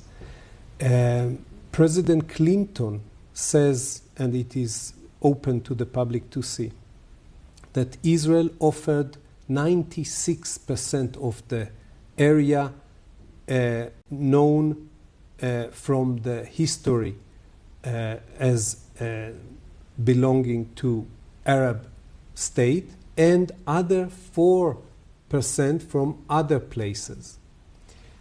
At that time, Mr. Arafat refused. So it is not 100% for their space that they want. You see more and more that say all the area it has to be Palestinian state, not two states. Why did I say slogan? Because now there is an autonomy in the West, what is called West Bank. We can go into it, but we don't have time. We call it Judah and Samaria, this area. And there is another government in Gaza Strip. So there are two states or governments for the Palestinians already. How many more Palestinian states do they need? The actual problem lies with education. When both the Hamas ruling teaches for hating Jews and Israelis, and also the autonomy, the Palestinian autonomy teaches to hate Israelis, I don't see where we can coexist, where we can live in peace, because they are taught to hate us. So they wanted work opportunities in Israel while hating us. That cannot work together. Even as these broader dynamics exist, Your Excellency, the Nepal-Israel relationship continues to deepen in more and more practical ways, right? So this is one of the focuses of our conversation today. Israel is widely recognized for its innovation ecosystem. Where do you see a very realistic, high-impact area where Israel's expertise can support Nepal's digital and technological ambitions? I will say very shortly about what exists now and what are the prospects.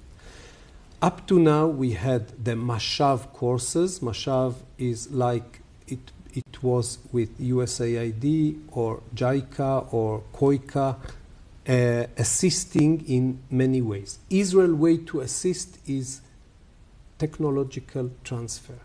Mashav is teaching many Nepalis as well as many other in many countries in various subjects, in agriculture, in health, in childhood, in women empowering, in many things. This is Mashav. The other one was the program that is called here Learn and Earn. We call it interns. It is meant for third-year agriculture students to have on the spot practical work to see how things are done, not only theoretically.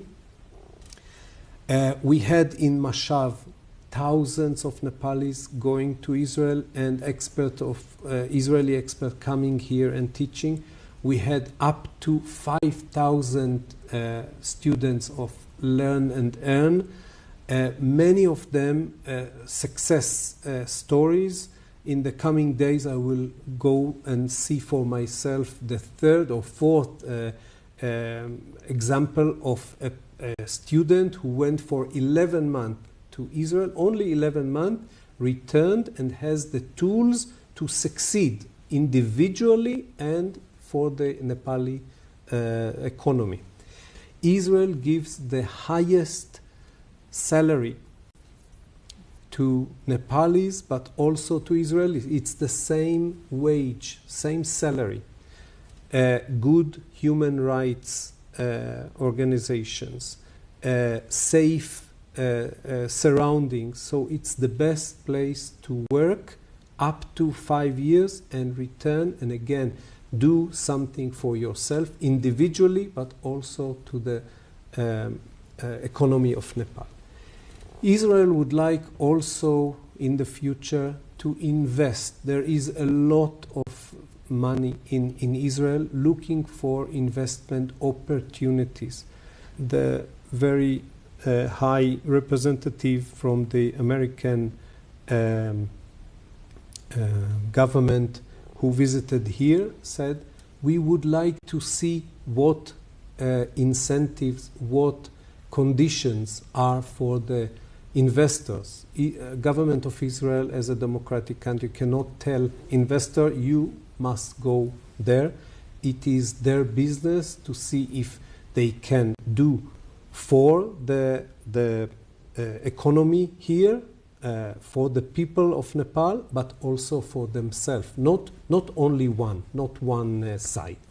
So we wait for clarification, and when the investors are satisfied in Israel, they will come here in number. Israel's agriculture is one exemplary area which the globe so highly looks up to, right? And this has been one area which has really had a very, very important role in fostering people-to-people relation between Israel and Nepal, right? People, farmers, students, they are equally enthusiastic, and we have some very milestone programs like Learn and Earn. And this is also a time when the government is so much emphasizing agriculture here in Nepal as well. Your Excellency, do you see this cooperation evolving from training individuals to building the institutional capacity within Nepal itself further? Yes, I think that a lot of knowledge, Israeli knowledge, technological innovation knowledge is already here. And we have 5 or 4 agriculture academic centers where the learned and students go to learn 1 day and work 5 days. Many of them returned, or some of them, let's say, created a place called Arava on the name of a geographic place and a college name they went, Arava, Nepal. It is in Lamjung, it is in Dading, it is in Hetoda.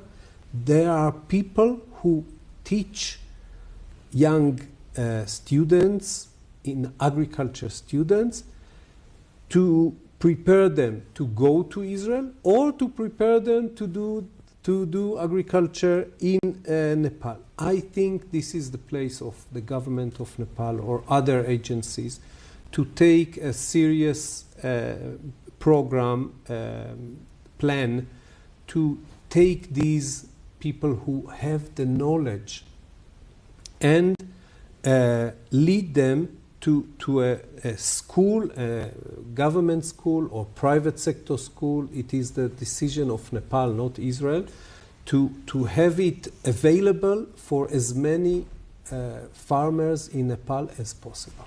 Israel happens to be one of the most popular work destinations for Nepalis for multiple reasons. For perks, as you said, on no discrimination in that, and there is culture, there's food, there's so many other factors. But there is one common concern at the moment, both for the aspirant work and then for the families of those who are already working there. You know, how Israel or the government is ensuring the safety and well-being of the Nepali workers currently stationed in Israel. From the Gulf War, 1993, where, 1991, with Saddam Hussein shooting missiles from Iraq through Syria and other places to Israel, there is a law that every building, every construction has to have a safe room, more cement, in a way that it can resist bombs. Is that bunkers, as they are called? Is it? Bunker, in my eyes, is down the earth, very strongly defended. But we have in every home, every apartment, every house, every factory, every public area, there is a place that serves as safe room. And we have, apart from that, systems that can tell us when a missile was shot, so we have some time to alert the people to go to the safe room. So that's the reason why no Nepali worker was hit, was injured, even not a scratch. There were some incidents where people either did not have the strength to run for the safe room or were neglecting the instruction to go to safe room. But no Nepalis in these exceptions. So Israel is welcoming the agreement, the work agreement signed in 2020, under which there is one protocol of work in Israel. I submitted last year 2 more draft protocols for home-based caregiving and for workers in agriculture, not students, workers in agriculture. Soon we will, after the interim government of Nepal endorsed finally these draft protocols, we hope, Israeli side hope that the Nepali side will come to negotiation to finalize and start with new and many more opportunities of work. For the people, for the family, as I said, I have family in Israel. I have my mother of 91-year-old and 3 children, and we feel safe because the government of Israel cares about everybody, not only citizens, not only Jewish people, and about every foreigner and citizen that are in Israel. Relations, as you see, between countries like Israel and Nepal are multi-layered and extended in various dimensions. There are areas where we have strong commitments and agreements. There are areas which lag. Right. So in this scenario, in a changing scenario of power dynamics, what expectations hold these 2 countries together or relations together? I think each side should be understood well, the interest, the request, all the picture in it to be understood by the other side.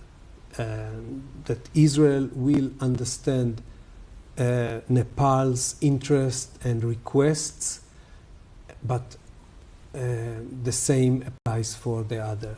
So that requires more negotiation between the representative of the 2 governments to come up with a plan of doing things for the interest of both countries. And in a world which is becoming more uncertain, more interconnected, and at times very much divided, what would a truly mature Nepal-Israel partnership look like? Yes. Israel would like to help Nepal progress, make a big progress, like Israel did in the first years.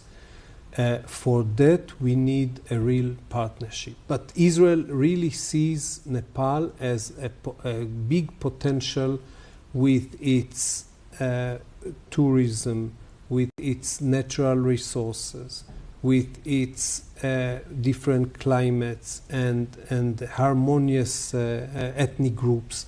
I think Nepal has a lot of potential, and Israeli entrepreneurs would like to explore it once there is a highway in the relation between the 2 countries. Thank you, Your Excellency, Thank you very much for coming over, sharing your very, very important thoughts, and most importantly, for your candor. Thank you indeed. Thank you very much. It is a delicate balance. For Nepal, Israel represents a window into high-tech modernity as it cherishes the age-old relationship. For Israel, Nepal remains a steadfast, sober voice in a region that has often been hostile. And we just heard the new reality in the Middle East will not only be written in the Middle East itself, but will be felt deeply here in Kathmandu as well. That's it from Geopod. Goodbye.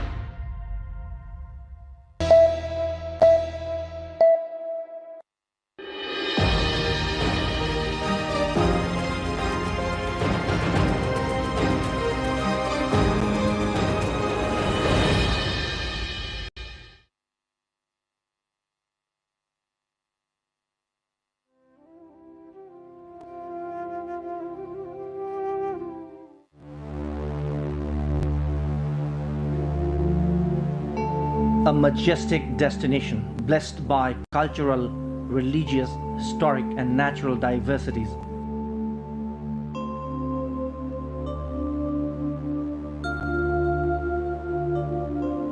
Nepal is the country of Mount Everest and the birthplace of Lord Gautama Buddha.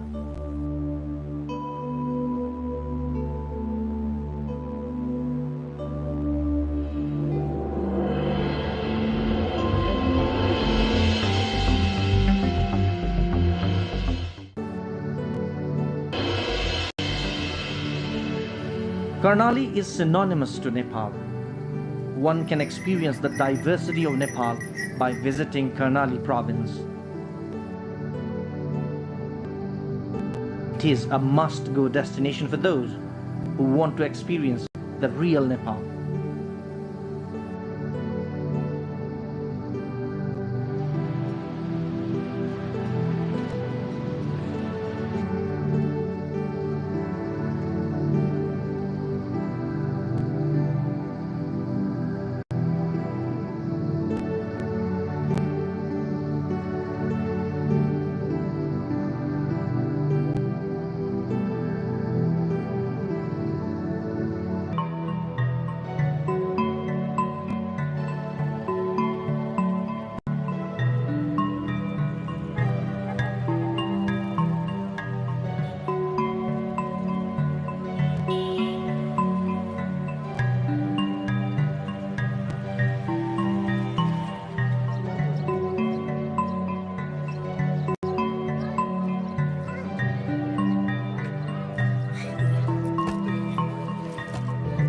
Karnali, that represents Nepal's age-old civilization, is in itself mesmerizing.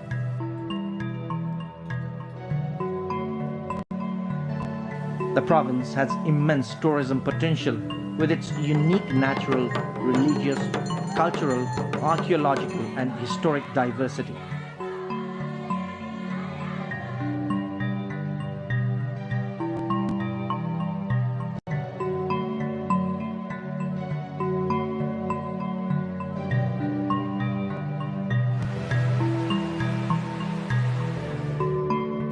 The famous tourist destinations in the province have played an important role in representing Nepal at the international level.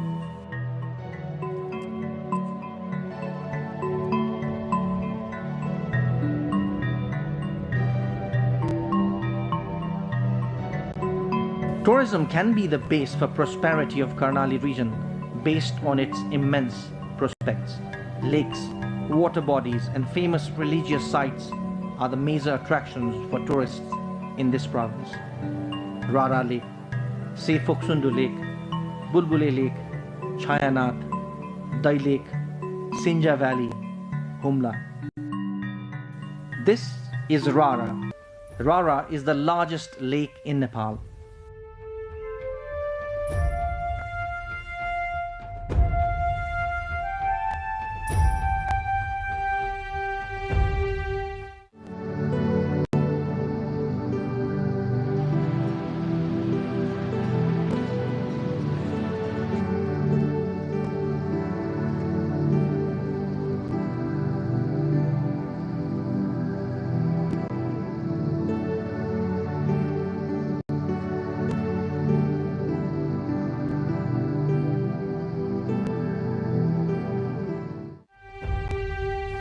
The lake is situated at Chayanath Rural Municipality of Mugu District in the Rara National Park.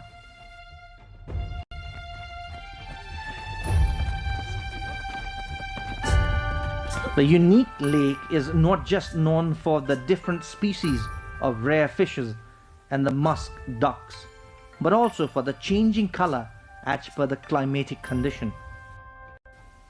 Many foreign tourists come here to witness the camouflage of this majestic lake.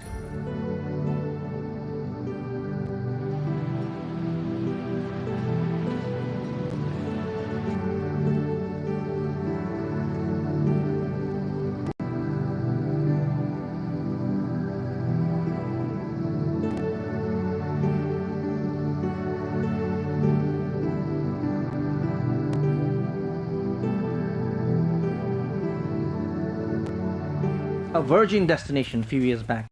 Now, more than 50,000 tourists flock the Rara Lake every year, and the number is constantly on the rise. Land and air are the two means to reach Rara Lake.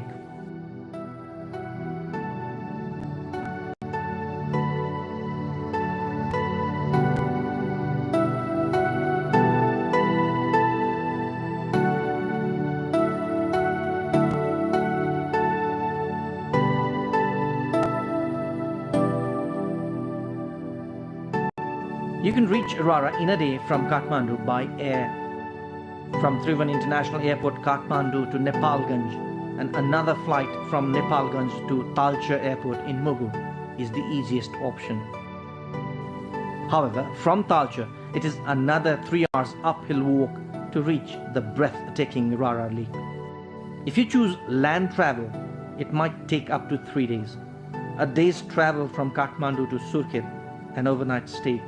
Manma, the district headquarters of Kalikot, from Surkhet, an overnight stay. And on the 3rd day, you can reach the Rara Lake. You need not walk if you choose this route for Rara Lake. Humla is a very remote Himalayan district of Nepal bordering Mugu. It has great touristic importance.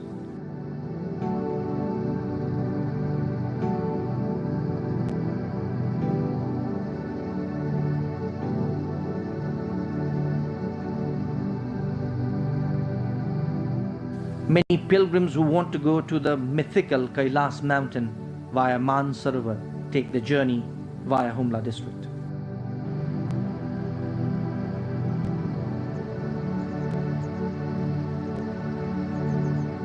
Tourists, mainly Indian pilgrims, travel to Mansarovar, one of the largest pure water bodies at the highest altitude in the world, for religious purposes. This is the shortest and the most convenient route for the pilgrims.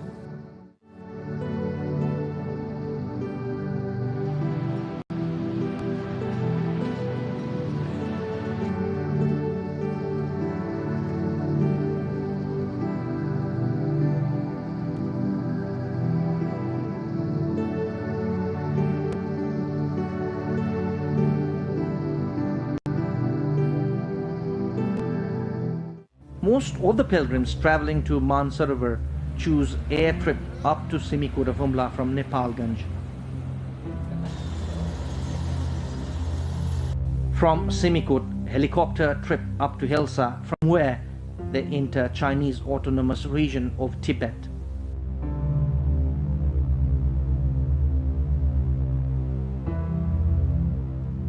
One day's drive from entering Tibet, the pilgrims reach Mansarovar.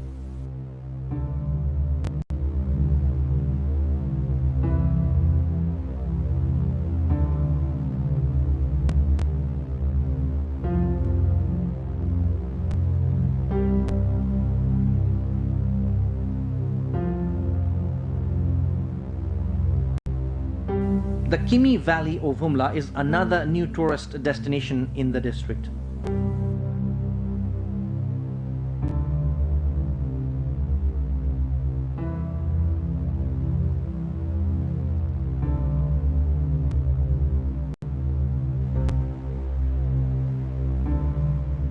Ancient idols of archaeological importance and the monasteries have given it a new name, the Valley of Monasteries.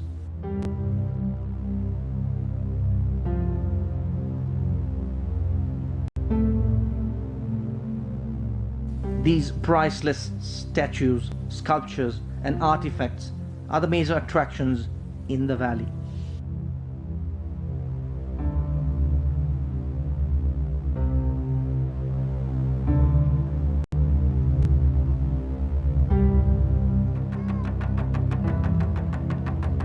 Majority of the tourists visiting Karnali are the pilgrims from India. Culturally, the people of the Karnali region believe in multi-deity worship, but majority pay homage to their ancestral deity, the Master God.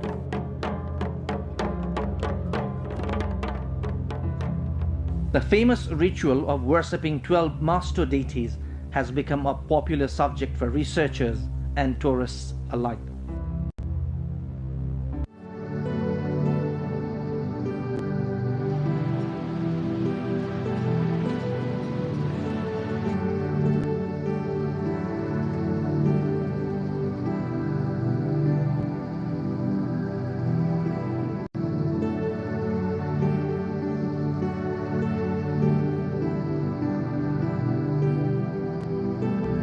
Karnali is a majestic land, naturally as well as culturally.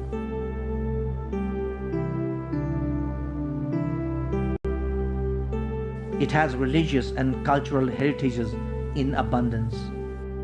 It offers attractions for tourists of varying interests.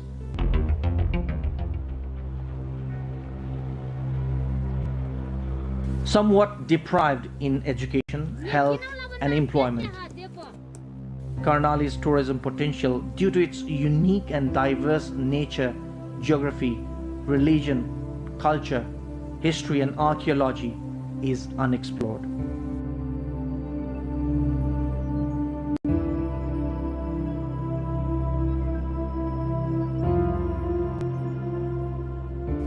Many potential tourist destinations have yet to be explored in this region. So far, 101 destinations in the region have been branded as of touristic importance. Of the 101, 13 are under federal government, 9 under province government, and 79 under local levels.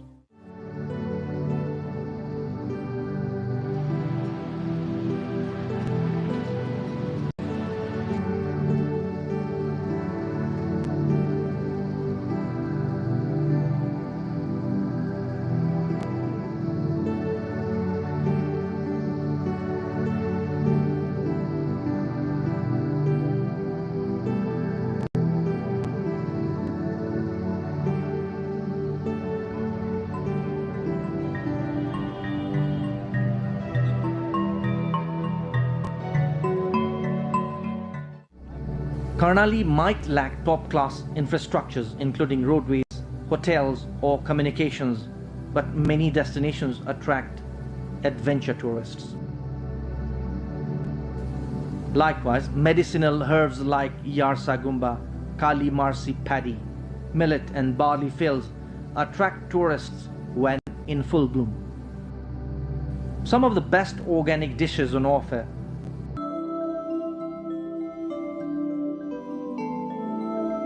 you might find Kali Marsi paddy, honey, broad beans, dry apple, marfa, barley, sip wool products as the gifts of Karnali.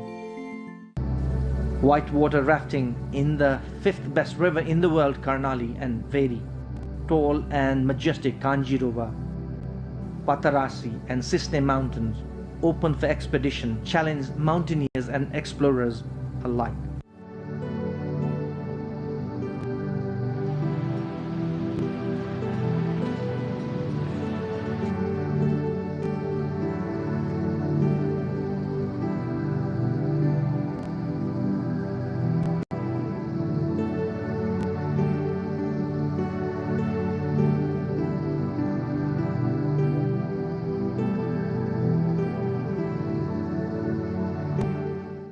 Karnali is also known as the origin of civilizations including language, literature, art and culture. It's a pure and revered land. It has a lot to offer to researchers and explorers. Surkhet, the provincial headquarters of Karnali, is the gateway to most of the tourist destinations.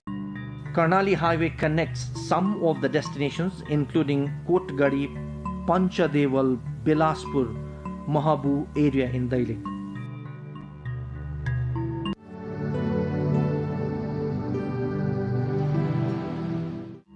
Pachal waterfall in Kalikot, Sinja Valley and the Dul Monastery of Jumla, and Rara Lake of Mugu. Very few destinations of Mugu and Jumla have road access. On the other hand, many budget travelers are not encouraged to traveling in Karnali as it is relatively expensive due to unavailability of road network. It is a must-go destination for those who want to experience the real Nepal.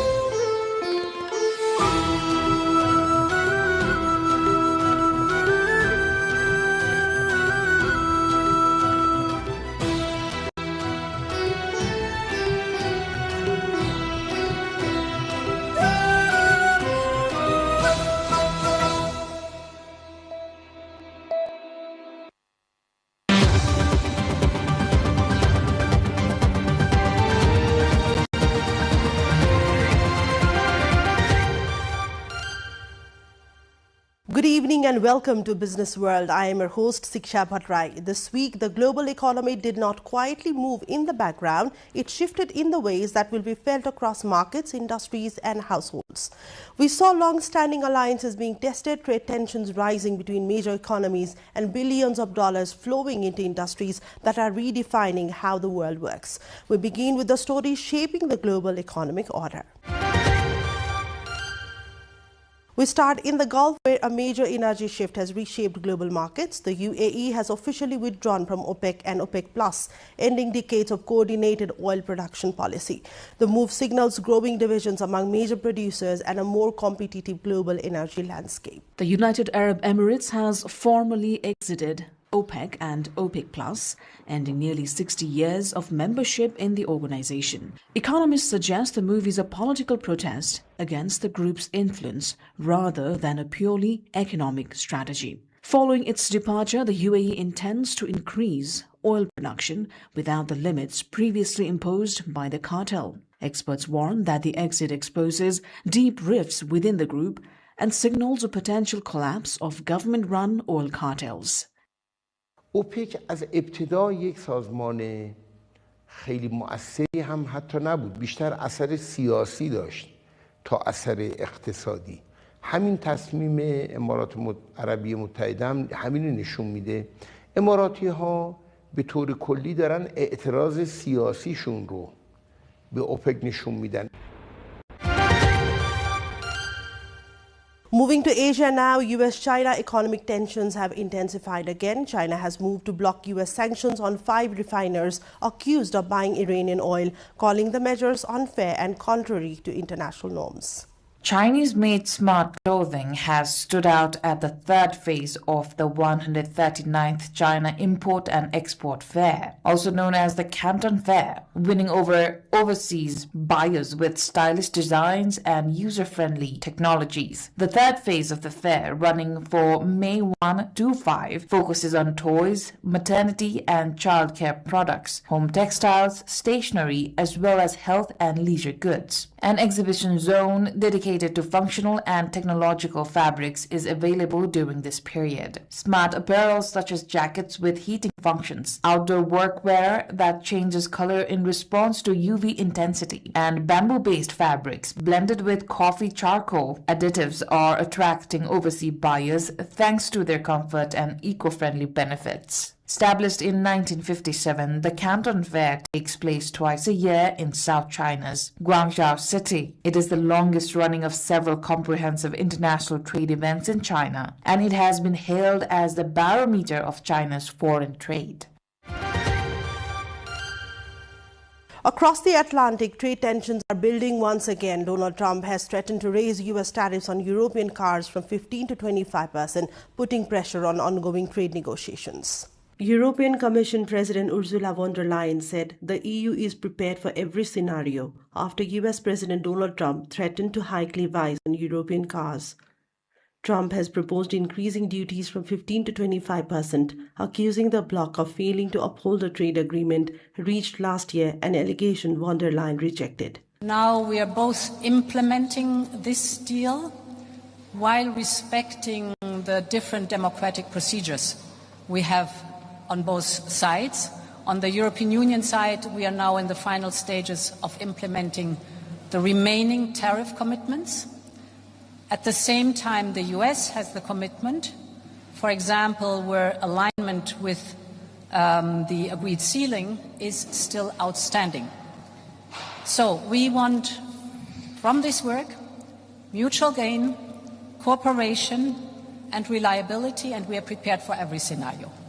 The European Parliament has given conditional approval to the EU-US Trade Pact, but final negotiations with member states are still ongoing. US officials have criticized the EU's approval process as slow, suggesting changes could limit the deal. Despite the tensions, the European Commission says it remains committed to the agreement while keeping its options open if new tariffs are imposed. And in South Asia, governments are moving to stabilize their economies. Thailand is preparing an $11.7 billion emergency stimulus package to support households and businesses amid global uncertainty. Thailand's cabinet is set to review a proposed 400 million baht or around $11.7 billion emergency loan decree aimed at supporting the economy amid rising global uncertainty linked to Middle East tensions. Prime Minister Anutin Charnvirakul said the funds will finance the Thai Chue Thai Plus or Thai's Health Thai Plus stimulus package scheduled to run from June through September in 2026. A major component of the stimulus package is the Khon Lakring Plus or Half and Half Plus co-payment scheme, expected to benefit more than 20 million citizens. In addition, around 13.4 million state welfare card holders will receive direct cash support totaling 4,000 baht or around $122 per person. These payments will be distributed in monthly installments of 1,000 baht starting June 1. The Finance Ministry estimates that these key measures alone will require over 100 billion baht in funding. Once approved, the draft decree will move through legal review and royal endorsement before being published, allowing the government to begin the process of securing the loans. Officials say registration for the schemes could open in the final 2 weeks of this month, with full rollout planned for June 1. China is deepening its economic presence in Africa. Beijing has expanded zero-tariff access to 53 African countries, strengthening trade ties and expanding its Global South strategy. China has officially expanded its zero-tariff policy to include all 53 African nations with diplomatic ties. The initiative aims to create new pathways for African exports and industrialization despite global protectionist pressures. Leaders from various African nations noted this access to a massive market will act as a major catalyst for regional development by eliminating duties on products from more developed economies like Kenya and Nigeria. The policy seeks to reduce poverty and enhance security. Economic stakeholders believe this move will allow Africa to participate more effectively in global trade through upgraded production facilities.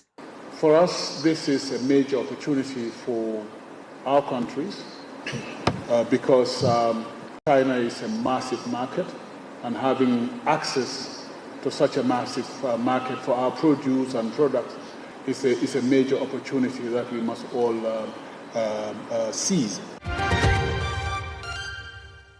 In South Asia, Bangladesh has made a major aviation push. The country has signed a $3.7 billion deal with Boeing to expand its national airline fleet, its largest ever expansion. Bangladesh has signed a $3.7 billion deal with Boeing to acquire 14 aircraft for its national carrier Biman Bangladesh Airlines, marking the airline's largest ever fleet expansion. The agreement, finalized at a formal ceremony in Dhaka, includes 8 787-10 Dreamliners, 2 787-9 Dreamliners, and 4 737-8 MAX jets to be delivered over the next decade. Officials said the 787-10 aircraft will primarily serve Middle Eastern routes, while the 787-9s will operate long-haul flights to Europe and North America. The deal was also linked to a broader tariff agreement with the United States, according to the state media. Biman currently operates a fleet of around 19 aircraft and serves 22 international destinations, including its longest route from Dhaka to Toronto via Istanbul. In Europe, economic pressures are now being felt on the streets. Farmers, bakers, transport workers and fishermen in France have protested rising energy costs, saying higher prices are hurting small businesses and livelihoods.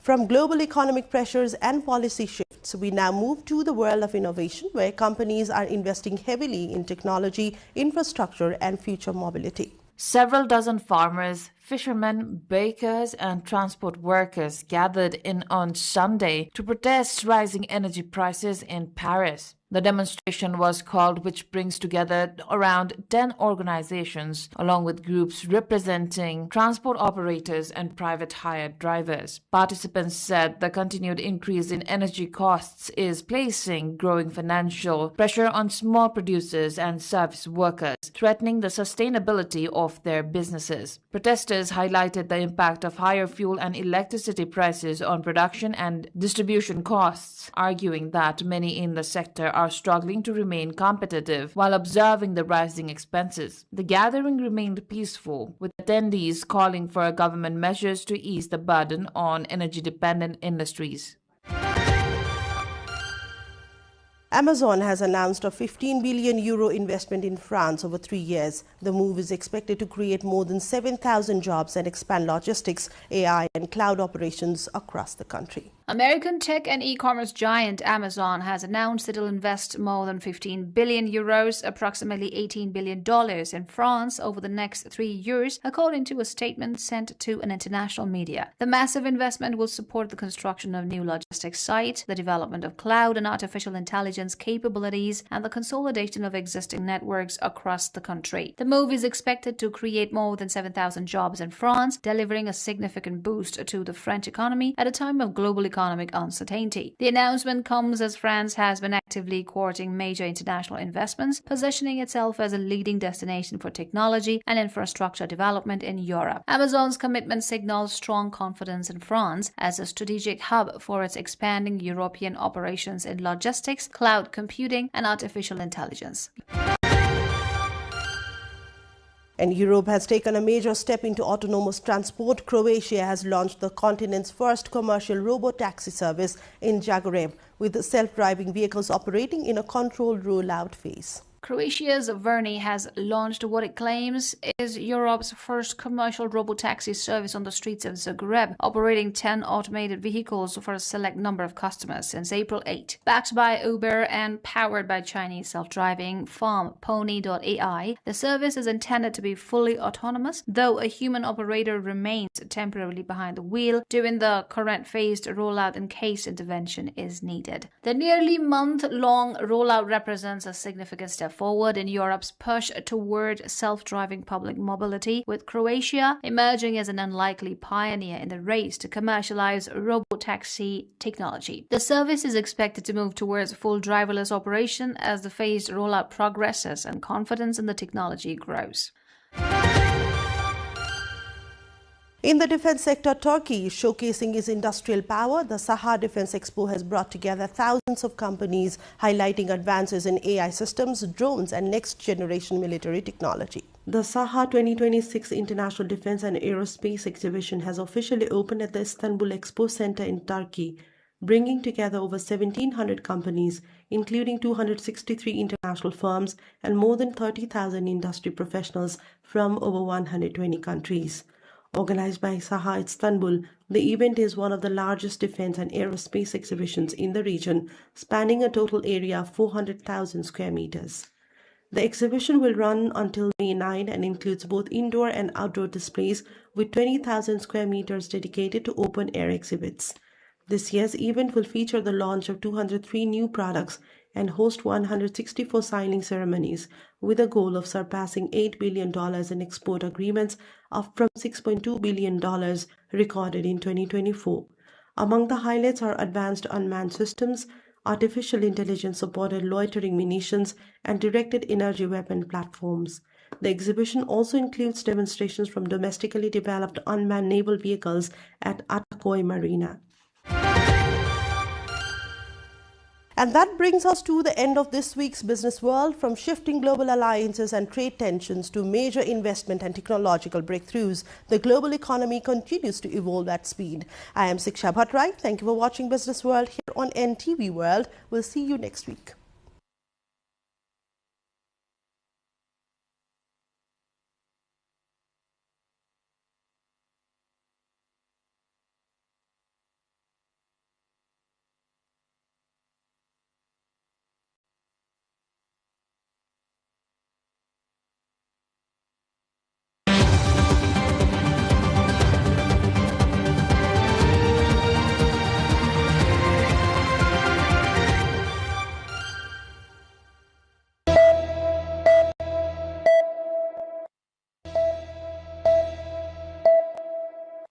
Votekosi and Trisuli river rafting. Rafting has lately been gaining popularity among tourists. The adventure sport, which previously was popular only among foreigners, is now drawing the local tourists as well. Trisuli and Votekosi rivers that are close to Kathmandu are two popular destinations for rafting in Bagmati province. Let us first explore Votekosi. Whitewater rafting at Votekosi river is included among the 10 best adventure destinations for rafting in the world. Votekosi, which is well facilitated with food and accommodation, can be a great destination for rafting and other adventure sports. Rafting at Trisuli river is popular among domestic tourists, as the location can be reached in an hour from Kathmandu. This is where most tourists go for rafting in Nepal.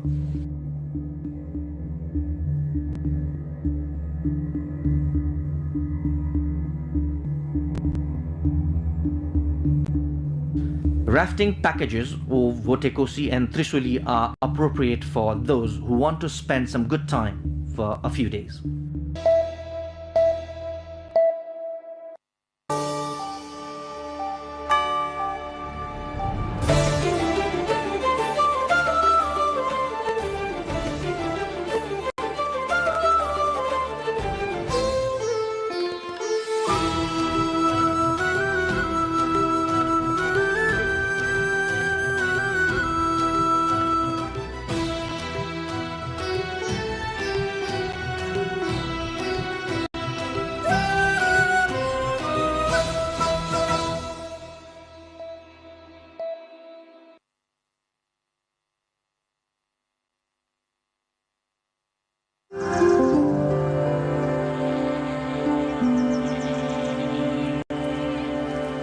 Welcome to the new episode of The Hinterlands on NTV World. This weekly show brings together stories from the hinterlands of Nepal, takes you beyond the cities and the highways into the heart of Nepal's rural landscapes.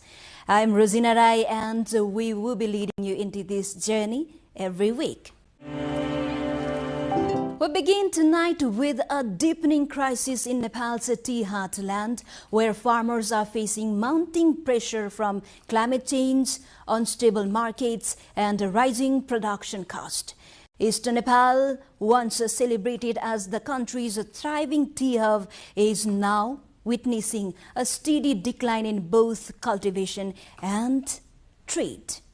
The high-quality premium black tea produced in Nepal's eastern tea gardens, especially in Ilam, often referred as black or Himalayan gold due to its exceptional quality, golden tips, and a strong demand in international markets. The Eastern Tea Gardens, with a century-long history of tea production, form a significant part of Nepal's agricultural export and tourism appeal. Ek Suiro, meaning one bud premium high-altitude orthodox black tea from these gardens, are widely celebrated for its organic standards and a distinctive golden hue. However, farmers in these green hills, along with workers and entrepreneurs in the tea sector, are increasingly facing serious challenges. A weak market system, combined with the growing impact of climate change, has led to a steady decline to both production and export in districts where tea worth billions of rupees is traded annually. Farmers continue to struggle with limited market access as well as shortages of essential fertilizers. सरकारले नै अब चियाको मूल्य निर्धारण गरेदेखि chia किसानलाई अलिक राम्रो हुन्थ्यो. Last year, a severe pest outbreak damaged tea plantation, causing significant losses. At the same time, climate change has reduced both the quality and quantity of production, further hampering export. The absence of an auction system, along with price determination largely controlled by middlemen, has also discouraged the farmers. चियाको निर्यात घट्नुमा एक त के भने हामी यहाँबाट chia पठाएको इन्डियामा गुणस्तर त्यति राम्रो हुँदैन। गुणस्तर राम्रो भएको खण्डमा चाहिँ नेपालमै राम्रो मार्केट छ। त्यसकारणले आज हामीले चाहिँ के गर्दैछौँ भने गुणस्तरमाथि जोड दिँदैछौँ र नेपालमै बेच्ने हाम्रो चाहिँ पहिलो लक्ष्य छ। In the fiscal year 2024-25, Nepal exported tea worth approximately 4.21 to 4.59 billion Nepali rupees. While Nepal has a strong potential in the specialty tea market, its share in global tea export remains very small, estimated at under 1%. If the challenges facing the tea industry and farmers are not addressed by state authorities and concerned stakeholders, Nepal's tea export performance and global competitiveness are likely to continue decline in the future. From the agricultural sector, we move to a developing health concern in Sangza, where a severe shortage of essential medicines at Golang Municipal Hospital is putting patients at risk. Despite government commitments under the health insurance program, many patients are still unable to access consistent health care and treatment. The situation is especially critical for those with chronic illness who depend on regular medication, raising urgent questions about healthcare reliability in the region. A severe shortages of medicines at Golang Municipal Hospital, operated by Golang Municipality in Sangza district, has put patients' lives at risk. Despite the government's claims of providing free medicines through the health insurance program, patients are left with no option but to seek treatment traveling to other districts. Patients suffering from chronic illness who requires regular medications are among the most affected. Likewise, delays in timely treatment and medication have placed emergency patients at risk, with some facing life-threatening situation while being transferred elsewhere for health care. Patients have repeatedly raised concerns during public hearings, stating that they often do not receive the prescribed medicines after treatment, further endangering their lives. Due to the ongoing shortages, even basic medical care frequently requires traveling up to 57 kilometers outside the district.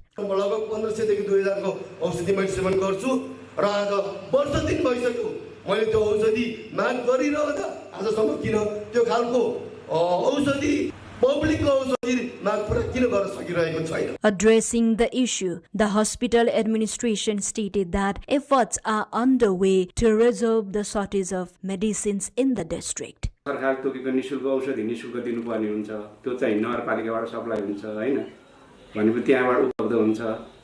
भने हाम्रो आन्तरिक अस्पतालबाट व्यवस्थापन गर्ने औषधि खरिदको लागि चाहिँ हामीले चाहिँ नियम अनुसार अब राख्नु पाउने 5 महिनाको चाहिँ अर्डर राख्नु पाइन्छ.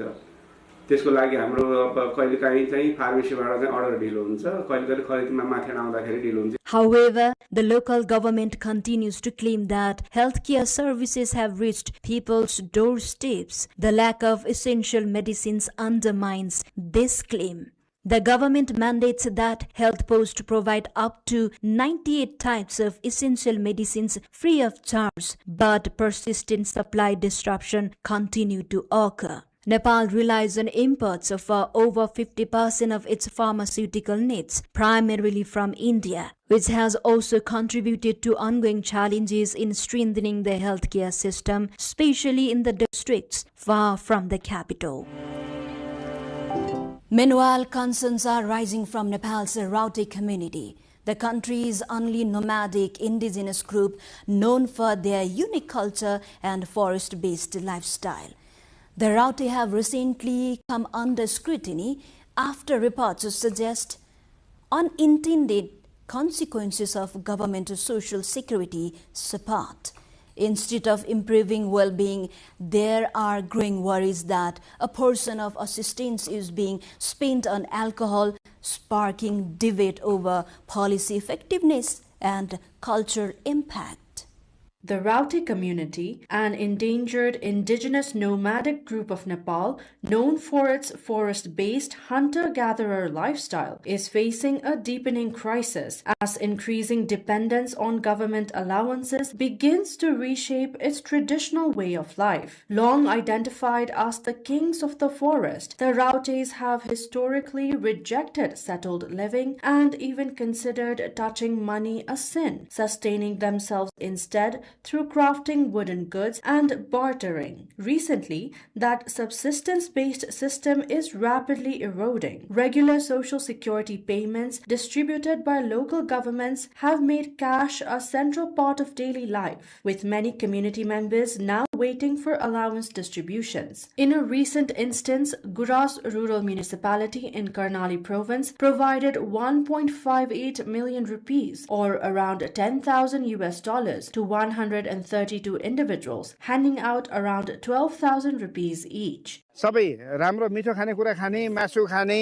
दाल तरकारीहरू किन्ने है, अन्डाहरू, दूध यस्तो घर मात्रै किन्ने है, अनि यो सुर्ती रक्सी सक्सीहरू किन्ने कुरामा पैसा नफाल्ने है. While the cash brings short-term relief, concerns are growing over its long-term impact. Local officials and community leaders report that a significant portion of the funds is being spent on alcohol, contributing to rising addiction within the settlement. बट्टा पाएको पैसा अब चामल खाने अब पहिला रक्सिने नै हुने चिया अब यस्तै नेपालमा रक्सिने भइदिए भए अब हाम्रो जनताहरुले पनि खान नदिने चिया नखाने चिया हामी पनि अलिअलि अब पहिला आफूले बनाएको त्यो झोल मात्रै खाया छियो आज पनि अलिकता यति एक गिलास झोल हामी पनि खाया छौं धात कुडा गरेर के फाइदा छ र अरूले धाच्यार फाइदा हुँदैन A single Rauti family in an average receives up to 100,000 rupees in government allowances from these funds every 4 months. Ironically, instead of improving their standard of living, this amount has increased dependency. Their ancestral skills and hard work in crafting wooden items for livelihood are gradually disappearing. Organizations such as SOSEC Nepal, which has worked in Rauti settlements for years, say the absence of a coordinated government strategy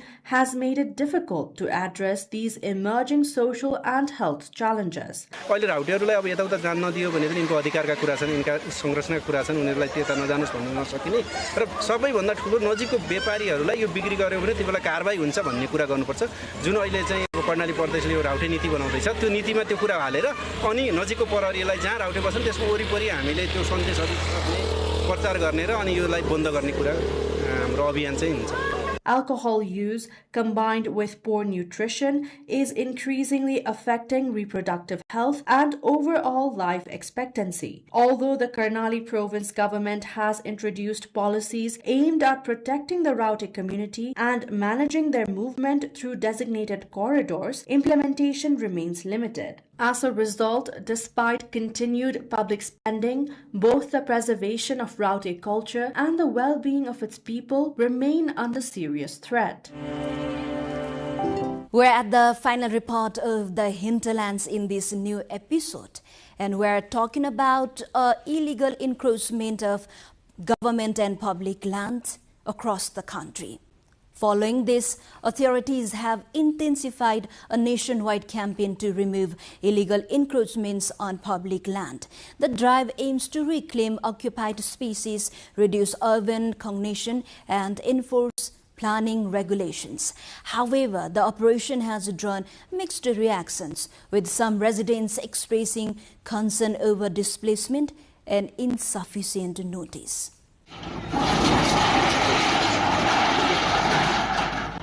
The government government of Nepal has launched a nationwide campaign to remove illegal structures built on government and public land. The operation, which has gained significant public attention, clearly in the Kathmandu Valley, where enforcement has been most visible. On the first day of the campaign, authorities demolished illegal structures along riverbanks in areas including Thapathali, Sinamangal, Gairegao and Santinagar in the capital, Kathmandu. The drive is not limited to the capital. Similar actions are being carried out across several districts of the country, including Rupandehi, Navalparasi, Birganj and Nuwakot. In Birganj metropolitan city, a major demolition drive has cleared more than 1,000 illegal structures along a key road section. The operation has triggered anger among local residents and the traders, who claim they were given insufficient time to prepare for the evictions.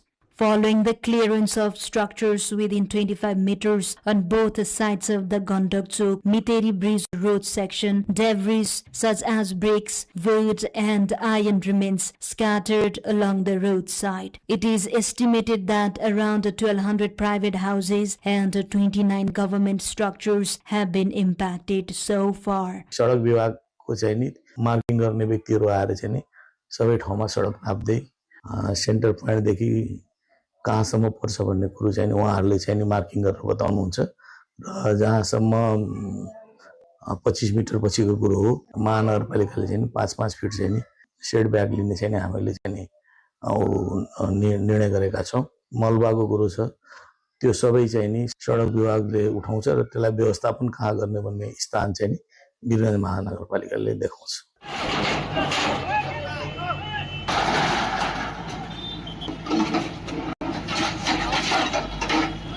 Similarly, in Parasi, the headquarters of West Navalparasi, authorities have begun action against structures built in violation of road standards. Ramgram municipality deployed bulldozers in the Parasi market area to demolish such encroachment, stating that the campaign will continue in surrounding rural areas. In another operation, the Galchi Raswagari Road Project Office removed a dozen government and 86 private structures constructed on encroached government in various locations of Bidur Municipality, Nuwakot. Beyond the cities and the headlines, real lives continue to unfold. Stories are shaped by struggle, strengthened by resilience, and carried forward by hope. This is the Hinterlands, and we will be back next week with more stories from the heart of Nepal. Do follow us on our website, nepaltelevision.com, social media handles, and our YouTube channel. Thank you for joining us. Goodbye for now.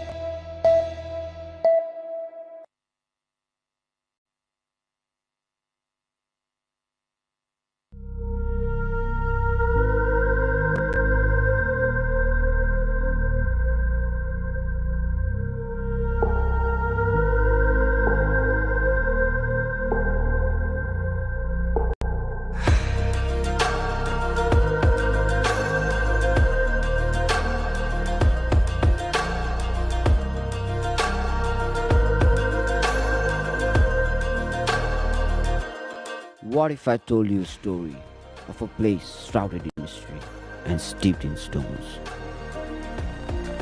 A place where warriors were born and raised, and their path through the mountains still remain to this day. Ajirkot Gorkha, the unbeaten kingdom. हामी पाहुनाहरू आउनु हुँदाखेरि हामी यसरी स्वागत गर्छौं अनि अलि-अलि नाचगानहरू पनि देखाउँछौं।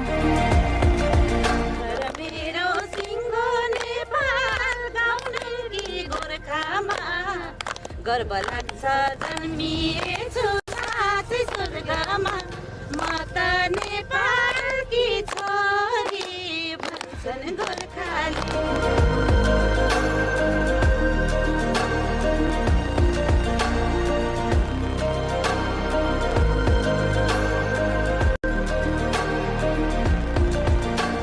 जस्तो घाटु चुड्काहरू भन्ने चाहिँ विशेष गरी हुन्छ यहाँ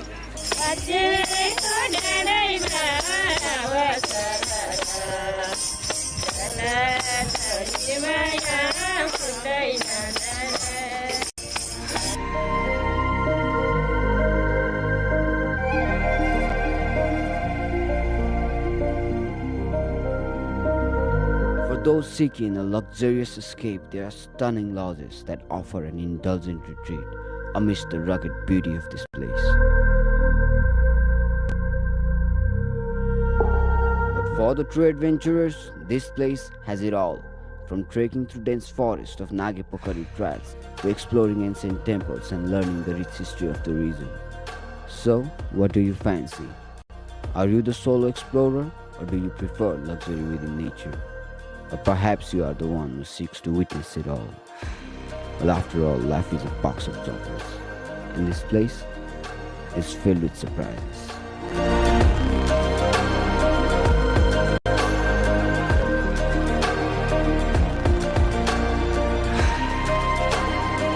Welcome to the place where magic and reality intertwine, where the wonders of nature are both breathtaking and awe-inspiring. From the elevations of 300 meters to a towering 8,000 meters, this place will leave you mesmerized and in awe.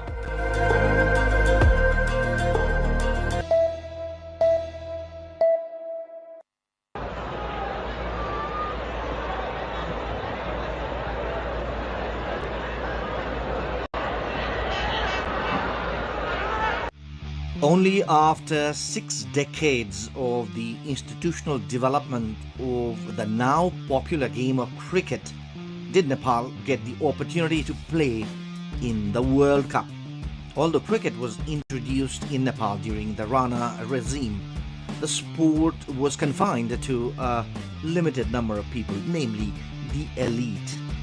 It all started with equipment brought by students returning from their studies in Britain and India. Although Cricket Association of Nepal (CAN) was established in 1947, cricket remained centered among a few affluent individuals and in limited tournaments for a long time. Starting with the Bishnu Trophy in 1948, tournaments were limited to competitions like the Madan Memorial Sealed, Jugal Kishore Trophy, Rammani Trophy, and later the Jai Trophy. Even as the sport expanded outside Kathmandu Valley, it took decades for cricket to develop at the grassroots level. After the International Cricket Council (ICC) granted Nepal affiliate membership in 1988, Nepali cricket embarked on its international journey. The rule of mandatory participation in tournaments by the ICC and the Asian Cricket Council (ACC) opened doors to international competition for Nepal. After participating in the Under-19 Asian tournament in Hong Kong in 1996, Nepal has not looked back. Winning titles at the Asian and global levels, Nepali cricket team continues its journey towards the pinnacle of world cricket.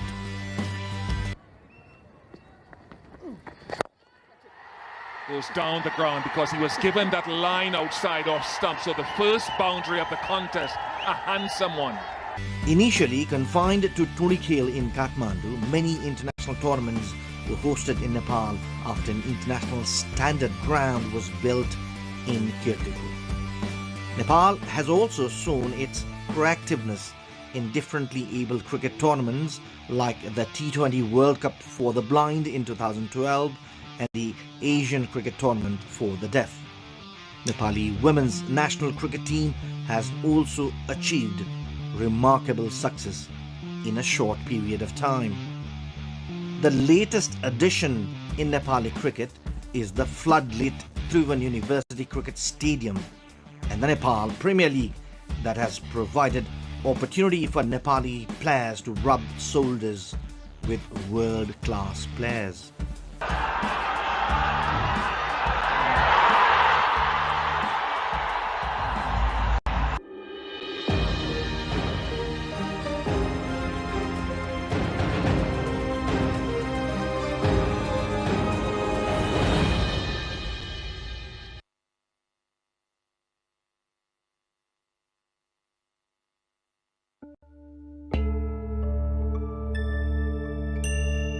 A reflection of biodiversity along with nature and culture. A view of the silver-like shining mountain range right before your eyes. A chronicle of the rituals and traditions of Kirati people from creation to civilization and the present day. A unique tourist trail in Nepal filled with natural beauty, the Mundum Trail. Mundum Trail is a uniquely identified trekking route in Nepal filled with natural beauty.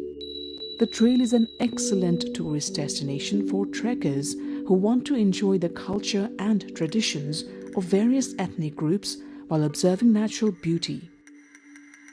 The Mundum Trail was identified as a new trekking route with the aim of promoting tourism in Khotang, Bhojpur, Sankhwa Sabha and Solukhumbu regions of eastern Nepal. The specialty of the Mundum Trail is trekking while observing the tall mountain ranges, high hills and beautiful views of the flat plains of Tarai. Since it is connected to the culture of the Kirati people, this trail is named after the Mundum rites of Kirat Rais. Various structures reflecting the culture and traditions of the Kirat Rais built around the trail. Large grassy meadows and yaks and sheep herds raised by local herdsmen highlight the speciality of the trek. Dishes reflecting the identity of ethnic groups like Kirat Rai, Sherpa, Tamang and others, local organic food produced by herdsmen, various types of vegetation and precious herbs can be found during the Mundum trek. The trail is a total of 107 kilometers long. Both domestic and international visitors say the rivers originating from Mahabharat mountain range, forests covered in rhododendrons, rare and endangered wildlife and plants, and animal husbandry by hard-working farmers captivates their hearts.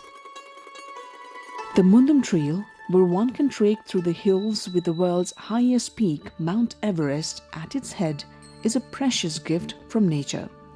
It's a trek where one can escape the heat of the Tarai, enjoy natural beauty, reveling in the sweet sounds of birds and connecting with endangered plants, making the experience all unique.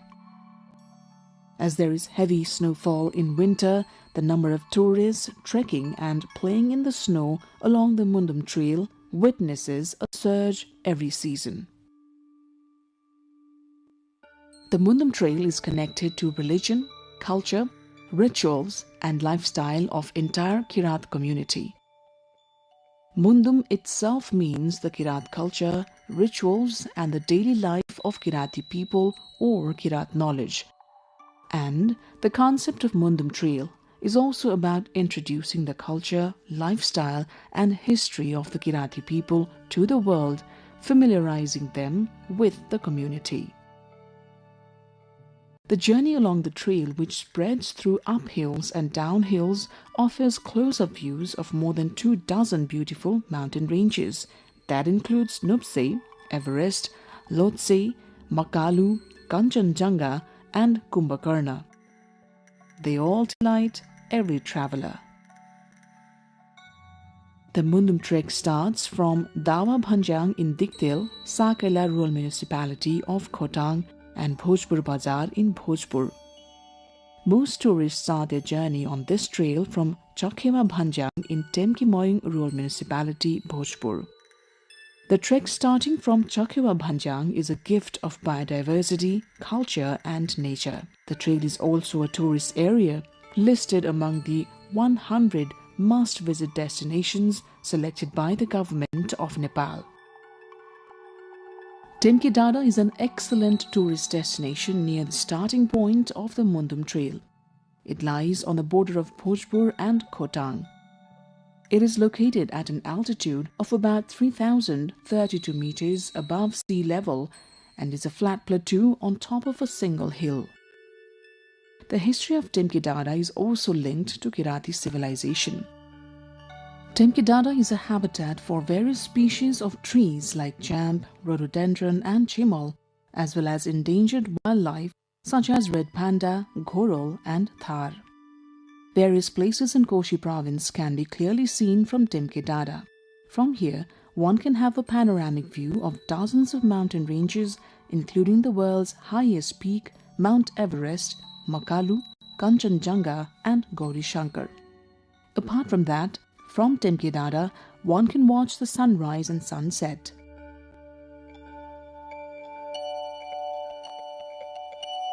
And when the weather is clear, one can even see the cities of Sikkim, Darjeeling, Kalimpong, Siliguri in India and cities in Bhutan. The Kirati people perform special worship on full moons of Baisakh. In this area, precious herbs, locally called chiraito, majito, thulo okhete, pakhanbed, nagbeli, ban karela, muse karela and satua are found in abundance. Another major attraction of Temke Dada is the rhododendron. During blooming season, the forest in this area becomes vibrant red with fully bloomed flowers.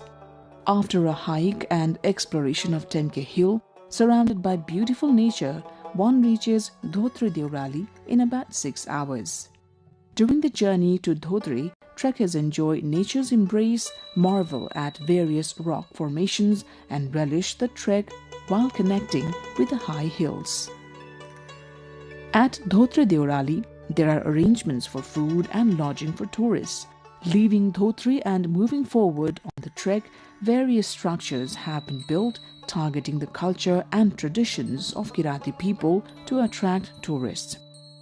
The Mundum Trail's construction began with a 35% investment from Koshi provincial government, 35% from Swiss government and 30% from the local government. Along this entire trail, rest stops, drinking water taps and stone platforms have been built for tourists. 15 ponds in the shape of a chindo, which is a traditional Rai vessel reflecting Kirat Rai culture, have also been constructed. This is a place where shamans have walked, a place of tantric power and an extremely scenic area. Mundum is the name of a Kirat scripture. The trail is named after this sacred name.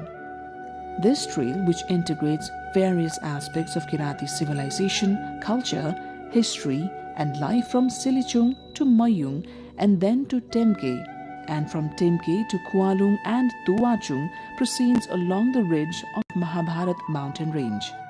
Another special beauty of the Mundum Trail is Has Pokhari. Located at an altitude of 3,333 meters above sea level, Has Pokhari is a special destination that should not be missed during the trek.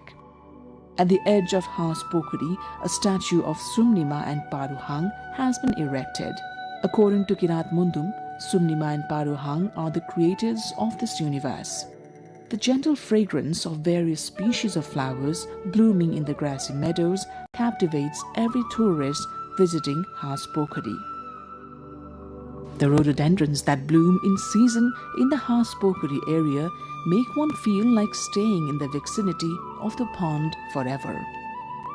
During their journey to Has Pokhari, travelers can observe at least 16 species of rhododendrons that bloom during the spring season. Another important destination of the Mundum Trail is Mayung Dada. Located in Temke Mayung rural municipality of Bhojpur, Mayung Dada is a beautiful place with tourism potential. The journey to Mayung Dada, which is at an altitude of about 3,600 meters above sea level, takes place through the middle of a very smooth meadow. During this journey, any tourist with the melodious sound of music wishes to be immersed in the glory of beautiful nature, even if for a short while.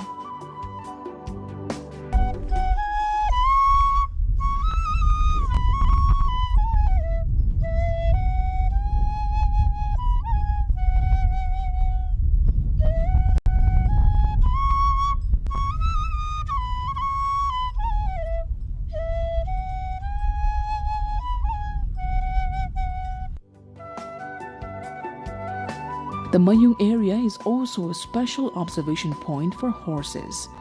The attraction of horses roaming freely under the open sky is another unmissable feature of Mayung Dada. The Mayung area, which is connected to the neighboring district of Khotang, has a balanced climate, not as cold as the Himalayas nor as hot as the Tarai. The Mayung area is also a habitat for the globally endangered red panda. During the Mayung journey, adorned with biodiversity and nature, one can enjoy the rhododendrons that bloom vibrantly across the hillsides in the spring. One can sit on various mystical hills and move forward with the cool breeze, mountain views, and by cherishing the natural beauty in their heart and soul. The blooming chap, rhododendron and sunakhari flowers in the months of Falgun, Chaitra and Baisakh captivate the hearts of tourists. The ever-changing weather and the view of the mountain range right before the eyes can make one feel a heavenly bliss on earth when one steps on Mayung Dada.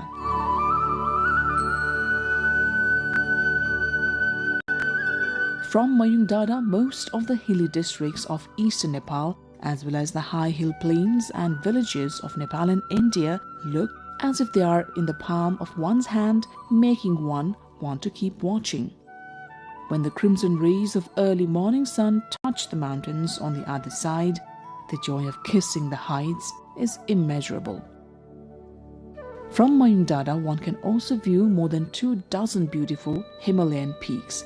This includes Charbate, Mera Peak, Nuptse, Everest, Lhotse, Lhotse Sar, Makalu, Kanchenjunga and Kumbhakarna. Travelers say is less tiring and also does not give one altitude sickness.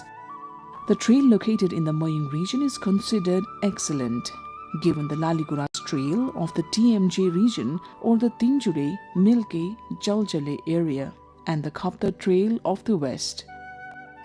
On the Mundum trek, after passing through Chakhewa Bhanjang, Mayung Dada has Pokhari, Satobato, Laure Bhir, Rawathap and Salpa Bhanjang. On the fourth day of the journey, one reaches the famous pilgrimage site Salpa Pokhari. Salpa Pokhari is situated at an altitude of 3,400 meters above sea level and is considered by the Kirati people as their ancestral place of origin. Kirati people hold a belief that one must visit Salpa Pokhari at least once in their lifetime. Hence, during Udholi and Ubholi full moons, many pilgrims visit Salpa Pokhari, a place filled with religious faith and natural beauty. Salpa Pokhari, known as the confluence of 4 districts, Khotang, Solukhumbu, Bhojpur and Sankhua Sabha, is a place of natural beauty. Salpa Pokhari is located in Dobhani village of Salpa Silachung rural municipality in Bhojpur. It can be reached via the Mundum trail, passing through Dikdale in Khotang, Lal Kharka and Mayung Dada. However, there are other routes to reach Salpa Pokhari as well. It is said that Tenzing Norgay Sherpa and Edmund Hillary used the route through Salpa Pokhari during their first ascent of Mount Everest. Salpa Pokhari is also a multi-religious center of faith, as apart from Kiratis, various ethnic groups, including Hindus and Buddhists, hold fairs at this place 4 times a year. There is a religious belief that people who are born unable to speak can start speaking after being dipped in the waters of this pond, and childless couples are blessed with children after visiting Salpa Pokhari.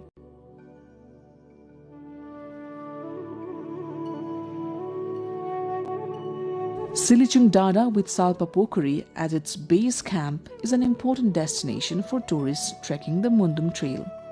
Tourists who reach Salpa often make a return trip to the summit of Silichung Dada, which stands at an altitude of 4,100 meters. Specially considered a significant center of religious faith for the Kirati people, from the Silichung Peak one can easily view the Himalayan range as well as the flat plains of the Tarai. From Silichung, 6 Himalayan peaks including Everest, Makalu, Kanchenjunga, Kumbhakarna and Mera Peak can be seen right before one's eyes. The Salpa Silichung Peak, the highest point in the religiously and touristically significant district of Bhojpur, is established as the tallest among Temke Dada and Moyung Dada.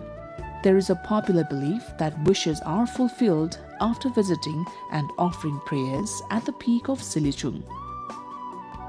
Silichung Peak is located on the border of Bhojpur and Sankhwa Sabha districts. It is useful not only for anchoring one's religious faith, but also for savoring the unique blend of nature and culture. From the peak of Silichung, one can directly see Salpa Pokhari to the south and the villages of Solukhumbu, Sankhwa Sabha and Bhojpur. The valley and plains formed by the Arun River, which flows through Bhojpur and Sankhwa Sabha, can be easily viewed from this area. From Silichung, one can also enjoy panoramic views of the sunrise and sunset. At sunrise, a captivating view of mist in the Arun Valley can be seen from this spot. When the weather is clear, climbing Silichung Peak brings a feeling of heavenly bliss. The Silichung area is as naturally beautiful as it is culturally significant. In recent times, Kirat, Hindu and Buddhist followers have come to regard Silichung Peak as a common pilgrimage site. A large number of shamans gather here during the full moons of Bhadra, Kartik and Baisakh. Shamans in particular ascend Silichung to gain power and knowledge. The fragrance of the extremely aromatic bhairung, sunpati and other fragrant herbs and flowers found around Silichung makes the stay there even more pleasant. There is a Mundum myth that Kirati people gain power from this area, envisioning it as the place where the world was created, starting from the hearth, the main pillar, the main door, the eaves, the flower garden, the resting place, and the final water source, while praying to their ancestors for divine power. Upon reaching this point, the Mundum trek can be considered complete for the time being. The Mundum Trail is an excellent destination for tourists who want to get close to the Himalayas and enjoy their beauty. The hundreds of types of flowers and birds seen during the Mundum trek make the journey even more interesting. The path is completely covered with the national flower rhododendron in various colors. Being a confluence of nature, culture, and Kirati civilization, tourists get to taste a sweet flavor during the Mundum trek. People of all age groups can undertake this trek. On both sides of the trail, the language, religion, rituals, and culture, as well as the lifestyle of 10 different Kirati-speaking Rai groups are vibrant. This region contains descriptions of the Kirati people from their creation to their civilization, their migration, various activities and rituals and traditions from birth to death. During this journey, one can truly feel a spiritual connection with their ancestors and with those who have passed. Locals have added new dimensions of tourism to the Mundum Trail. Along with homestays, one can also experience goat stays, which is staying in a herder's shed during the Mundum trek. Local herders warmly welcome the trekkers. This trail of indigenous civilization has recently emerged in the tourism world as a top cultural destination. Therefore, developing the Mundum Trail, an exceptional confluence of nature and culture, into a model destination for recreation and study for both domestic and international visitors has become a pressing priority.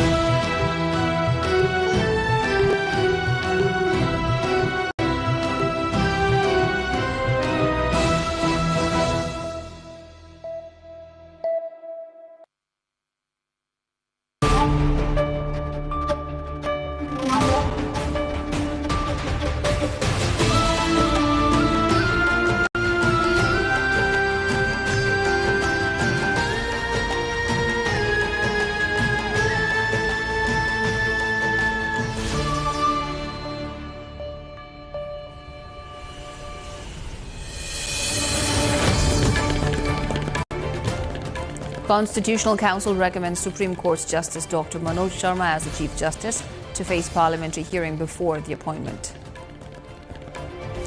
Nepal's anti-graft body files case against 14, including former Minister Karki, alleges of irregularities in construction of Pokhara Regional International Airport. Nepal's Bagmati province observes Third Language Day. Day marks rich linguistic diversity and importance of promoting local languages. Iran considering U.S. proposal as Trump says war to be over quickly. Mediator Pakistan seeking to convert a truce into permanent end to war. China announces suspended death sentences for former defense ministers. Moves comes following recent ousting of several top military officials. And Nepal A defeats Scotland by 45 runs in triangular one-day practice match to face United States tomorrow.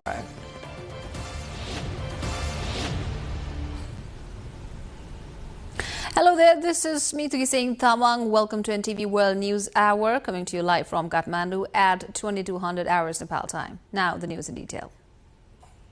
The Constitutional Council's meeting has put forth the name of Supreme Court Justice Dr. Manoj Sharma as the next Chief Justice. The meeting, which was chaired by Prime Minister and Chairman of the Constitutional Council, Balendra Shah, endorsed the name of Sharma for the future Chief Justice today. Following the meeting, Speaker Dol Prasad Aryal announced that Sharma's name has been put forward for the upcoming Chief Justice of the Supreme Court. Once the Council's recommendation is made, the Parliamentary Hearing Committee will approve the name for the official appointment. Sharma is set to become the 33rd Chief Justice. Nepal's Commission for the Investigation of Abuse of Authority has filed a corruption case at the Special Court against 14 individuals, including Congress leader and former Minister Gyanendra Bahadur Karki, over alleged irregularities in the construction of the Pokhara Regional International Airport. According to the Commission's assistant spokesperson, Ganesh Bahadur Adhikari, the charge sheet states that financial irregularities occurred after the contractor company was granted tax exemptions, contrary to the provisions of the original agreement during the airport's construction. The anti-graft body has sought a recovery of 3.62 billion Nepali rupees, approximately $27.2 million from the 14 accused, including former Minister Karki. The Commission also named the Chinese company CAMC in the case.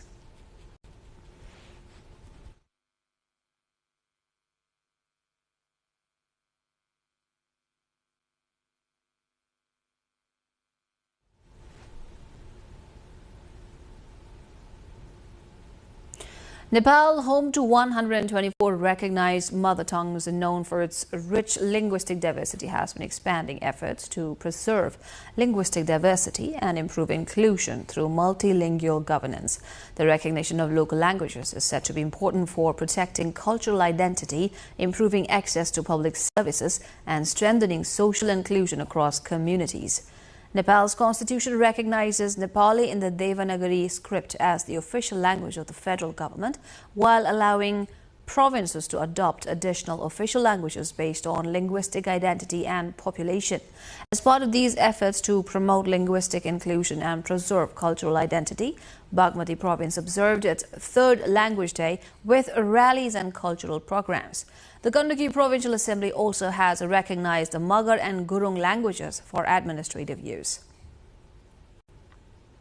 We'll bring more on this in the segment's cover story later in the bulletin. Now in international, we have US President Donald Trump has predicted that the war in Iran will be over quickly and says that most people understand his goal of ending Tehran's nuclear ambitions. His comments come after Iran said a US proposal to end the war is still being considered.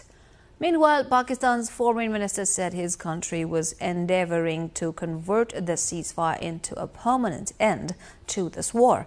Hopes that even a partial deal could lead to the reopening of the Strait of Hormuz have already moved markets, with global stocks approaching record highs on Thursday and oil prices nursing steep losses on bets that supply disruptions could ease.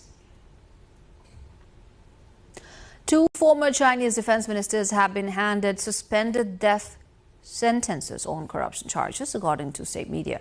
A military court on Thursday sentenced Wei Fenghe and Li Shangfu to death with a 2-year reprieve. This means their death sentences will be commuted to life imprisonment after 2 years, without the possibility of sentence reduction or parole, Xinhua reports. Both men were found guilty of bribery and all of their personal assets were confiscated. The announcement follows the recent ousting of several top military figures in the country amid a sweeping anti-corruption crackdown.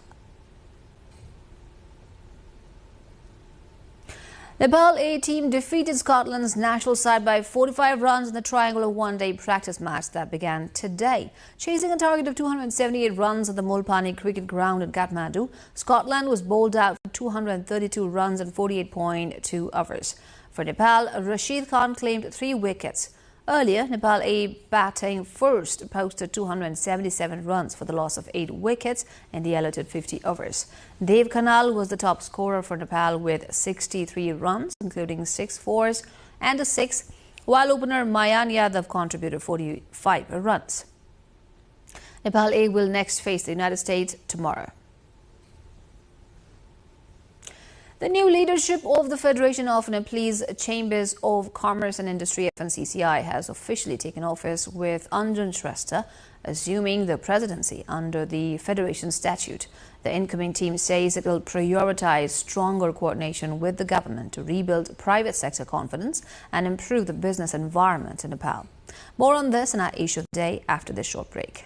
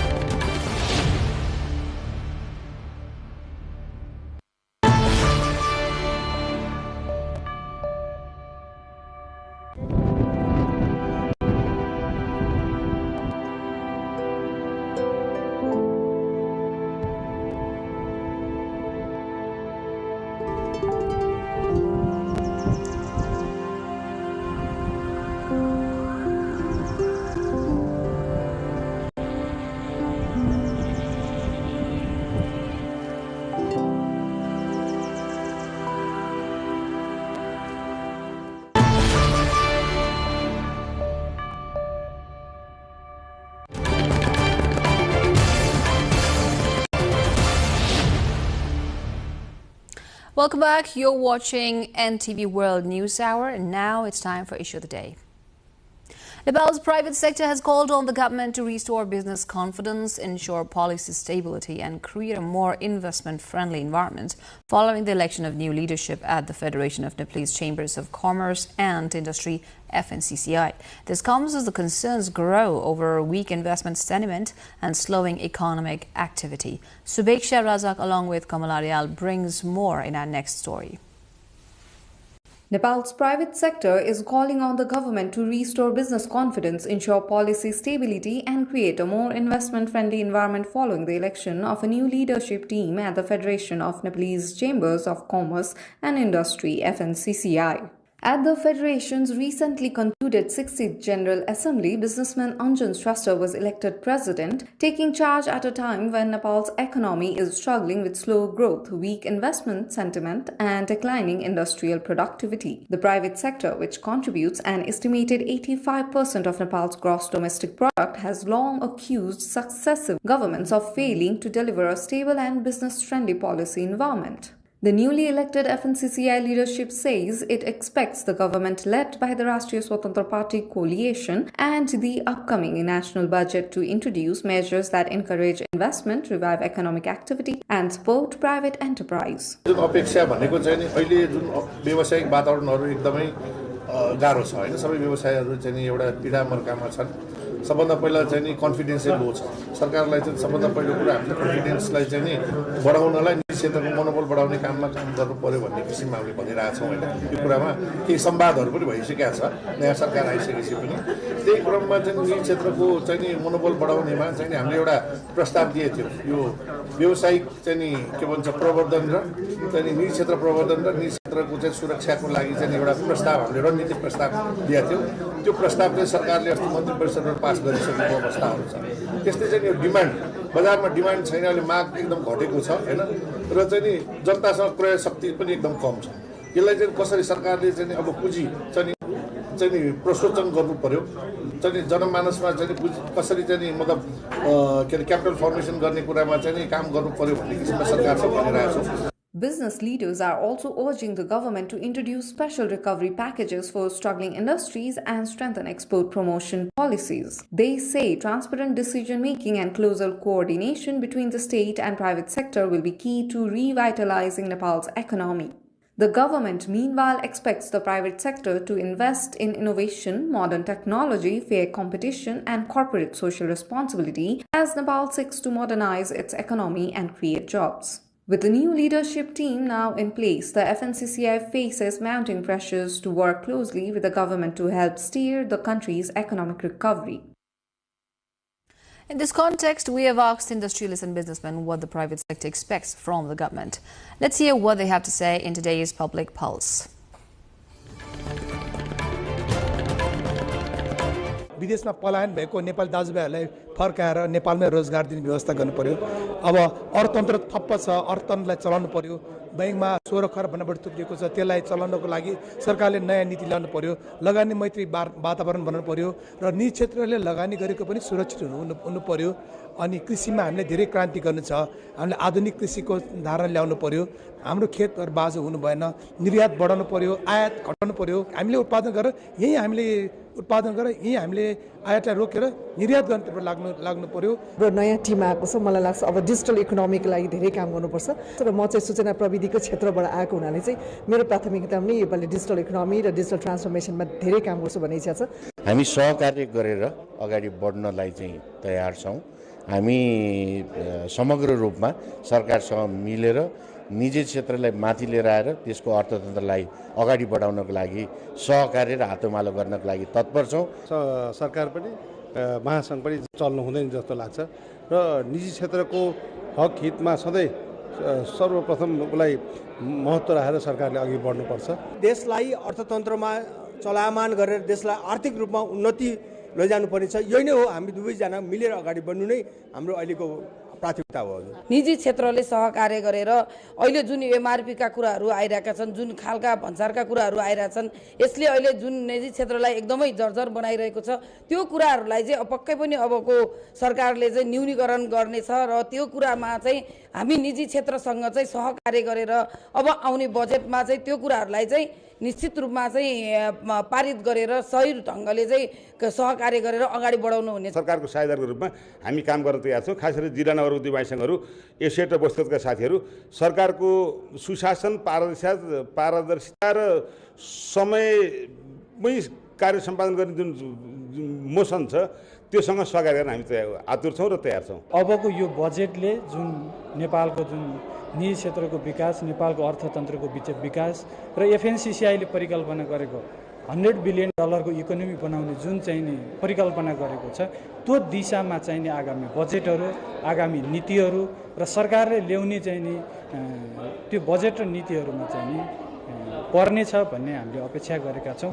निजी क्षेत्र 80% भन्दा बढीलाई रोजगारी दिने क्षेत्र, रोजगारीको लागि, लगानीको लागि एउटा मात्र क्षेत्र भएको भएर हामी सरकारलाई आवश्यक नीति निर्माण र पूर्वाधारको लागि सरकारले गर्नुपर्ने कुरा गरिदिनुहोस्। त्यसपछि हामी सहकार्य गरेर सरकारलाई सफल बनाउनलाई काम गर्छौँ।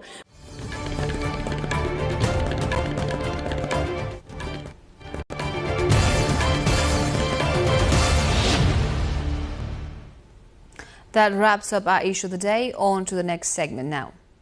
As Bagmati province marks its third Provincial Language Day, the celebration highlights Nepal's growing push towards multilingual governance in one of the world's most linguistically diverse countries. With 124 mother tongues spoken nationwide, provinces are increasingly adopting additional official languages alongside Nepali in an effort to strengthen inclusion, representation and the preservation of indigenous identities. More on this in our cover story of the day.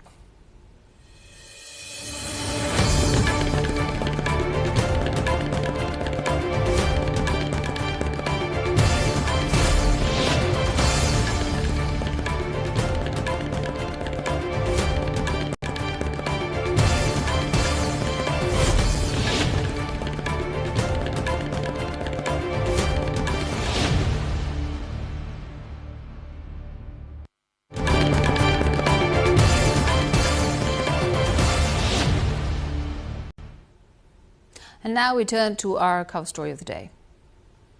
Bagmati province is today observing its third Provincial Language Day with rallies, cultural programs and a public holiday across the province. Its efforts at a multilingual governance, at least at the provincial level, come with a backdrop of a country that boasts of 124 mother tongues, the recognition of whose guaranteed by the Constitution itself. Vijeta Bandari takes a closer look at the languages for official use by provinces across the country beyond the country's official federal language.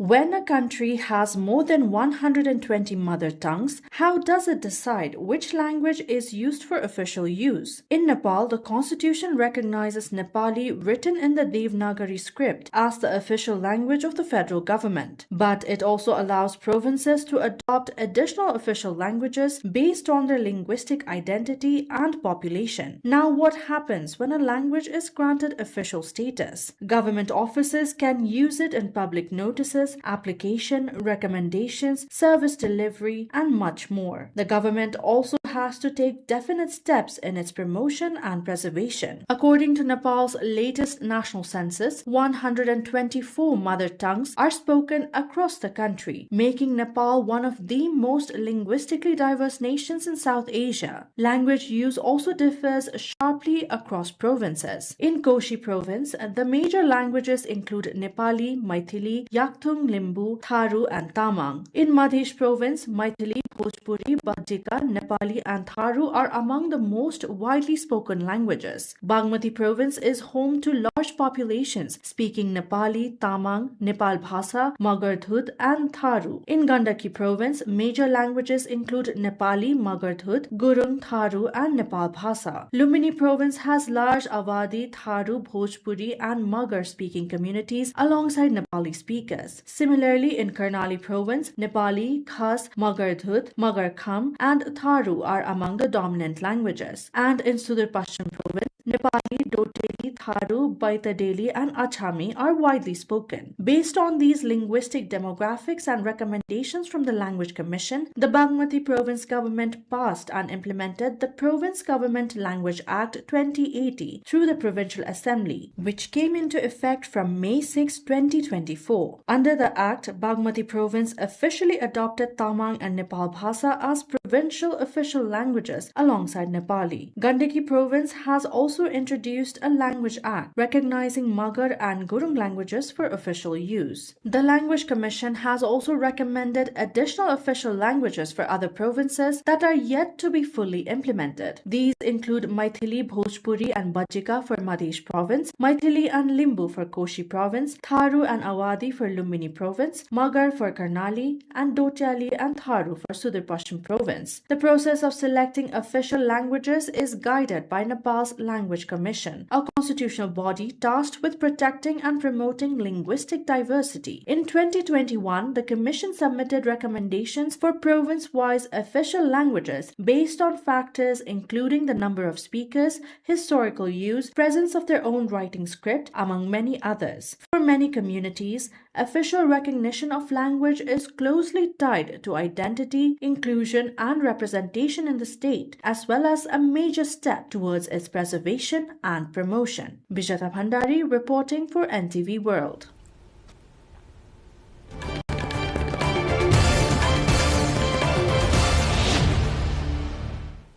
That was our cover story of the day. Now we move on to the other updates.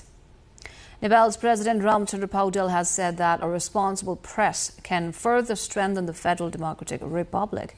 Addressing an award distribution program organized today by the Ministry of Communications and Information Technology at the President's office, President Paudel recalled the significant role played by Nepal's journalism sector in the country's political, social and cultural transformations.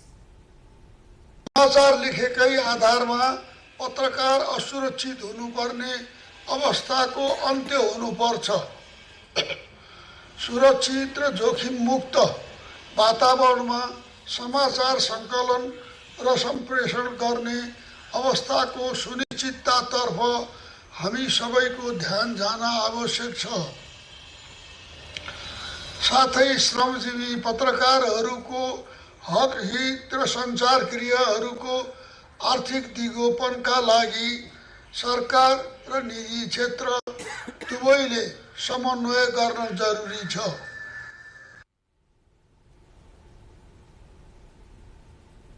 During the program, President also honored Chandra Kishore Jha and Namrata Sharma with the Senior Journalist Award, while Bhola Paswan, Umesh Shrestha and Rupa Gahatraj received the National Journalism Award. Nepal's Minister for Communications and Information Technology, Dr. Bikram Thimalsana, has said that the media should work by keeping the citizens' voice and social welfare at the center in the wake of the rapid development of information technology and growing influence of digital media. At a program organized in Kathmandu today on the occasion of the 126th anniversary of the Gorkhapatra Samsthan, Minister Dr. Thimalsana emphasized the need of meeting citizens' expectations and trust towards the media.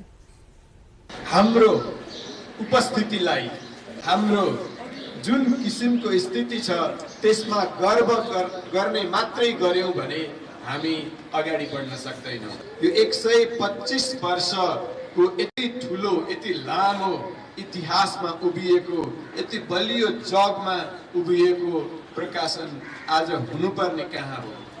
के कारणले आज हामी जति गर्नु पर्थ्यो जति जहाँसम्म पुग्नु पर्थ्यो त्यहाँ पुग्न सकेनौं त्यसको बारेमा हामीले रिफ्लेक्ट गरेनौं रिभ्यू गरेनौं भनेदेखि हाम्रो अगाडिको यात्रा त्यति सुखद नहुन सक्छ।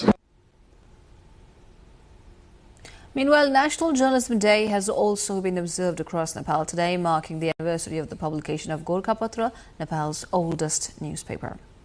Now, the Ministry of External Affairs of India has said that the relationship between Nepal and India is multi-dimensional and has reiterated its commitment to the continuous supply of petroleum products and chemical fertilizers.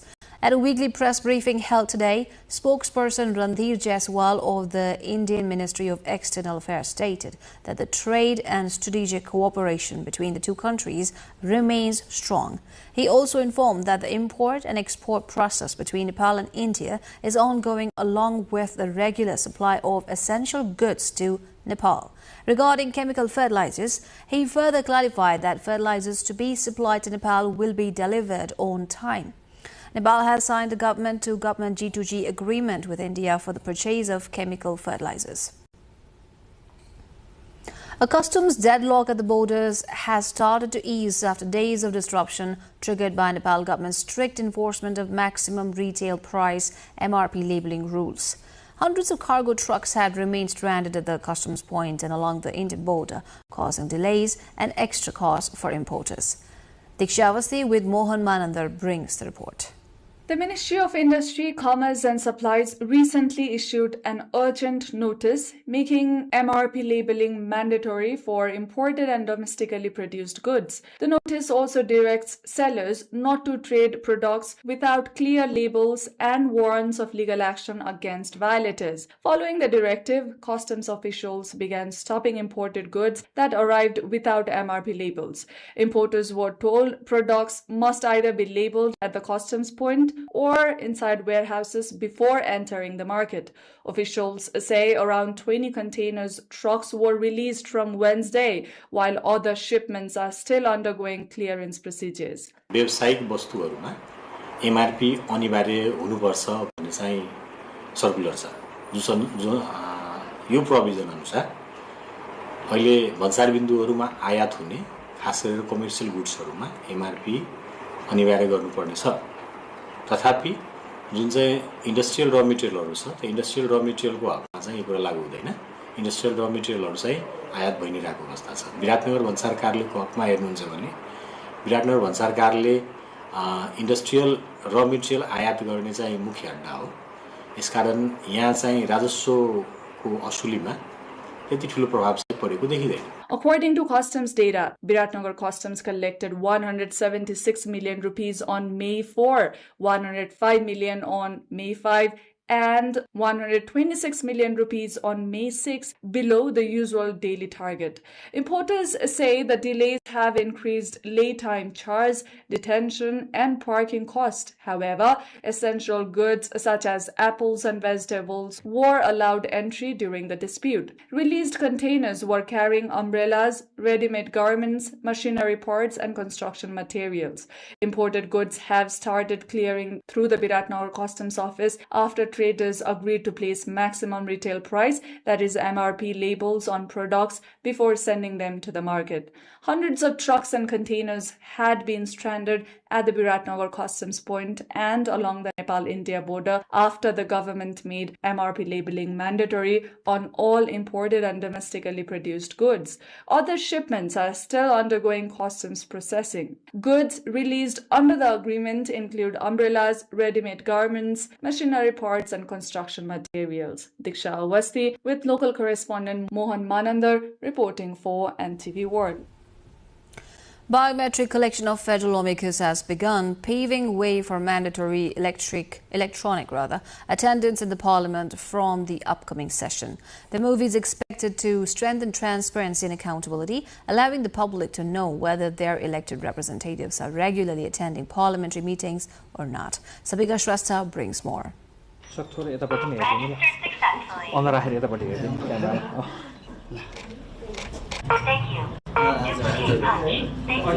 Public can now know whether their elected representatives are attending parliament meetings or not. In a major step toward transparency and accountability, the Federal Parliament Secretariat has begun collecting biometric data of members from both houses of the Federal Parliament. This is to make the electronic attendance of the lawmakers mandatory starting from the upcoming budget session. The Secretariat stated that while it is for attendance purposes for the time being, work has begun to make the Parliament paperless in the long run. यो पहिलोचोटि चाहिँ होइन, यद्यपि योभन्दा अगाडि पनि हामीले सभाका सदस्यहरूको हाजिरी विद्युतीय माध्यमबाट लिन्थ्यौं बानेश्वरमा। उक्त प्रणाली क्षतिग्रस्त भयो। क्षतिग्रस्त भइसके पछाडि अब नयाँ जुन निर्वाचन भएर आइसकेको छ, आइसके पछाडि पनि विद्युतीय प्रणालीमा जानुपर्छ भनेर गइएको अवस्था हो। पहिलो अधिवेशनमा चाहिँ सकिएन, त्यो तत्कालै यो प्राविधिक पक्षहरू खास गरी सफ्टवेयर खरिद, त्यसै गरेर हार्डवेयरहरूको इन्स्टलेसन सबै गर्नुपर्ने भएकोले केही समय लाग्ने भयो र अझै पहिलो अधिवेशन त्यति लामो पनि थिएन। त्यसले गर्दाखेरि अहिले दोस्रो अधिवेशनबाट प्रतिनिधिसभाको दोस्रो अधिवेशनबाट चाहिँ हामी विद्युतीय हाजिरीमा जान लागेका हौं। यसकारणले पनि सबै सदस्यहरूलाई आफ्नो बायोमेट्रिक्स दिन भनिएको छ। The Federal Parliament Secretariat has released a schedule for the biometric collection that started on Thursday and will continue until Monday. To facilitate this, a dedicated desk has been set up within the Parliament building to collect fingerprints and other necessary data. Previously, on July 28, 2023, electronic attendance was introduced during the second session of the House of Representatives. At that time, there was an arrangement whether one could sign either in the attendance register or electronically. However, the Parliament Secretariat states that electronic attendance will be made mandatory from this session to effectively manage the presence of lawmakers and ensure transparency. Although currently arranged for the Parliament, e-attendance will gradually be made mandatory in thematic committees as well. हरेक सांसदको अगाडि एउटा equipment जस्तो सानो display जस्तो एउटा LCD हुन्छ। त्यो LCD मा चाहिँ उहाँहरुले आफ्नो एटेन्डेन्स पनि त्यहीबाट आफ्नो फिंगर प्रिन्ट गरेर अथवा ई-एटेन्डेन्स गर्न सक्नुहुन्छ। त्यसै गरेर उहाँहरूले आफ्नो नाम केहीमा बोल्नुपर्ने छ भने त्यहीँबाट नै क्लिक गरेर कुनै आफूले बोल्ने विधेयकमा थियो अथवा प्रस्तावमा थियो अथवा नियमापत्ति हो के गर्ने हो त्यसमा उहाँले त्यसमा थिचेर चाहिँ समय माग गर्न सक्ने सम्मको प्रविधि चाहिँ हामीले प्रयोग गर्न खोजिरहेका छौँ। In the first session of the House of Representatives, lawmakers recorded their attendance in a physical register.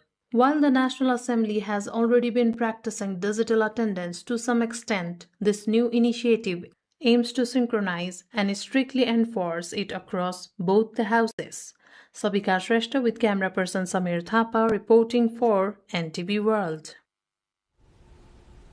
A total of 104 landless quarters displaced from different areas of Kathmandu have been temporarily sheltered at the Nepal Red Cross Society's National Training Centre in Banipal Central District of Kavre. The relocation comes amid ongoing efforts by authorities to manage settlements occupied by landless families in the Kathmandu Valley. The group includes vulnerable residents ranging from 9-month-old infants to elderly people in their 80s and 90s. The displaced families have urged the government to ensure permanent and safe housing, saying long-term uncertainty has severely affected children's education, healthcare access and daily livelihoods. Local administration officials and concerned agencies said coordination is underway to provide temporary support while seeking a long-term solution to the landless quarter issue.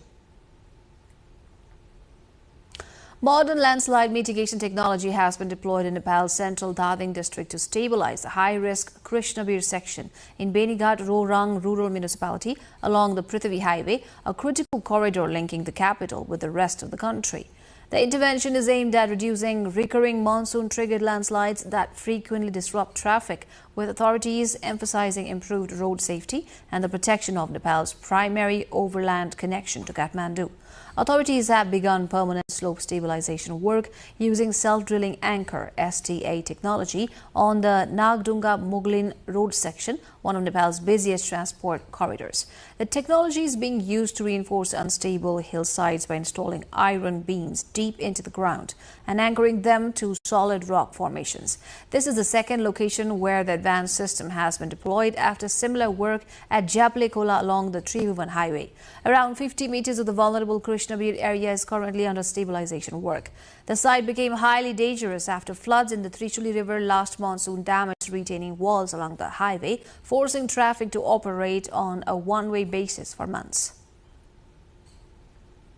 Nepal has collected more than 1.17 billion rupees, approximately $8.8 million in climbing royalties during the current mountaineering season, driven largely by expeditions to Mount Everest. According to the Department of Tourism, 464 climbers from 47 expedition groups received permits to climb Everest alone, generating more royalty revenue after the government raised climbing fees from this autumn season.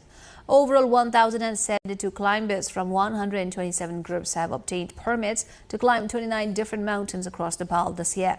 After Everest, Mount Lhotse attracted 111 climbers from 9 groups, while Amadablam received permits for 104 climbers from 9 groups. Climbers from 79 countries have arrived in Nepal this season, with the highest numbers coming from China and the United States, reflecting Nepal's continued popularity as a global mountaineering destination. The chariot procession of Rato Machindanath Jatra, regarded as the longest festival procession in Nepal, has been scheduled to resume on June 17 in Lalitpur. Astrologers gathered this morning in Mangal Bazar to determine the auspicious time for pulling the chariot westward. They concluded that June 17 was the most favorable date this year because of the occurrence of Malamas, an additional lunar month in the Hindu calendar. The procession began on April 21 from Pulchok and has since passed through Gabahal and Sundara before reaching Lagankil. On the main day, the chariot will be pulled from Lagankil to Jaulakil. The festival is considered complete after the traditional Bhoto Jatra ceremony, during which a sacred vest is displayed to the public on the 4th day after the chariot reaches Jaulakil. International news coming up, but before that, a recap of headlines.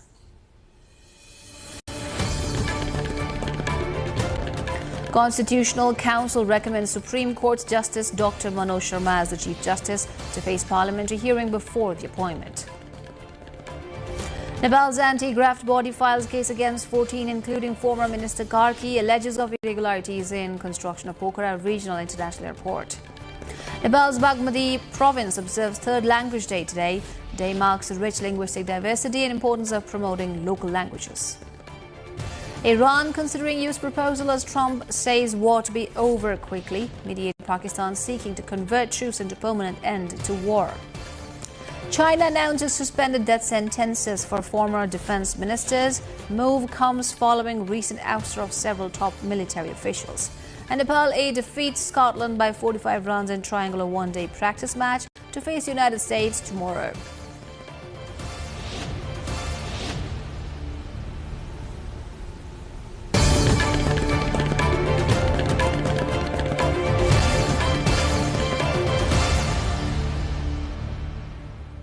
The head of the World Health Organization, Tedros Adhanom Ghebreyesus, has said there have now been 5 confirmed hantavirus cases from the outbreak, with 3 more suspected, and warned more cases are possible. Dr. Tedros explained that given the incubation period of the Andes virus, which can last up to 6 weeks, additional cases may still emerge. WHO is aware of reports of other people with symptoms who may have had contact with one of the passengers. In each case, we're in close contact with the relevant authorities. Given the incubation period of the Andes virus, which can be up to 6 weeks, it's possible that more cases may be reported. While this is a serious incident, WHO assesses the public health risk as low. Unrest has erupted in India's eastern state of West Bengal following a decisive electoral victory by the Bharatiya Janata Party BJP, which secured 207 of the 294 seats in the state assembly, marking its first ever win in the region. Tensions escalated further after the killing of 41-year-old Chandranath Rath, a close aide of state BJP leader Suvendu Adhikari, who was shot dead late Wednesday near his residence in Kolkata. Authorities said the violence has pushed the death toll linked to post-election clashes to at least 5 since results were announced on Monday, as security forces struggle to contain rising political unrest across multiple districts. Former fishermen on Colombia's Caribbean coast are restoring coral reefs once damaged by their own fishing nets under a conservation initiative led by the CIM Caribbean Foundation. Yerson Granados, a former fisherman now employed in reef restoration, said local communities were previously unaware that coral was a living organism vulnerable to damage from fishing practices. According to the foundation, teams of former fishermen have replanted about 1.5 hectares of reef using 20 coral species as part of efforts to rehabilitate marine ecosystems along Colombia's Caribbean coastline. Conservation groups say involving former fishermen in reef restoration also provides alternative livelihoods for coastal communities increasingly affected by declining fish stocks and environmental deterioration. A traditional dance and skit performance by a troupe draped in women's kimono undergarments has taken place in a town in Akita Prefecture, northern Japan.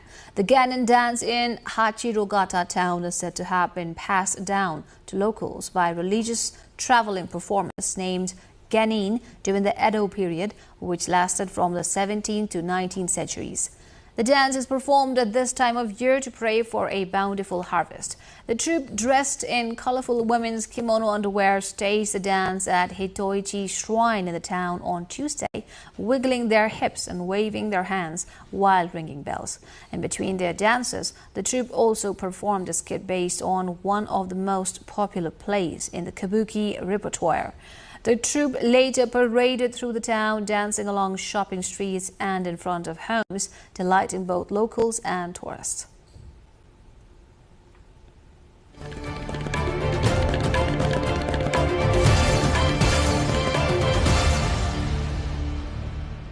Business news coming up next. For now, a short breather.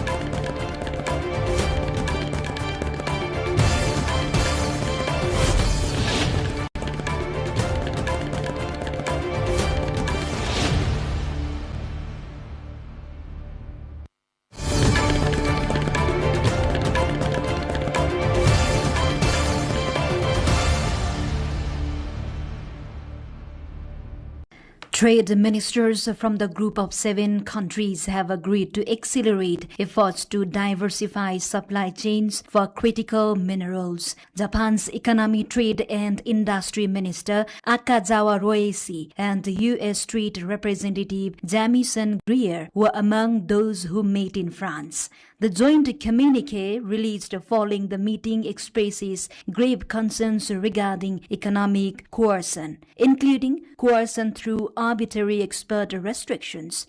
It vows to ensure that attempts or threats to weaponized economic dependencies will fail. The statement also says that the G7 further recognizes that ensuring the long-term viability of diversified supply capacities and appropriate market environment and closer cooperation with trusted partners. The ministers confirmed that the G7 bloc and other partners will continue to work closely as they seek to create a specific framework and draw up necessary policies.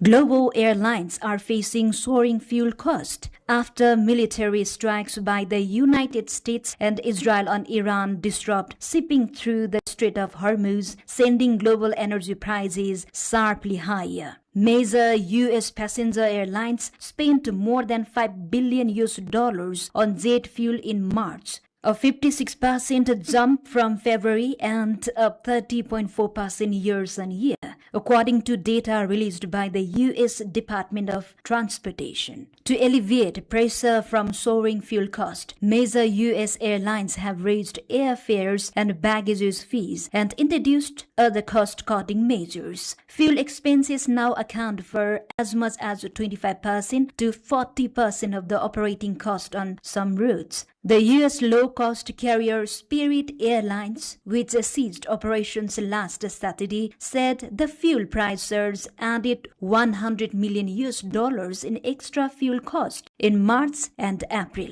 Several European airlines have also seen their operating costs surge due to rising energy prices. Lufthansa Group said on Wednesday that it expects its 2026 fuel cost to increase by €1.7 billion as Middle East tensions are driving up prices and the escalations in the Strait of Hormuz deepening market fears over supply shortages.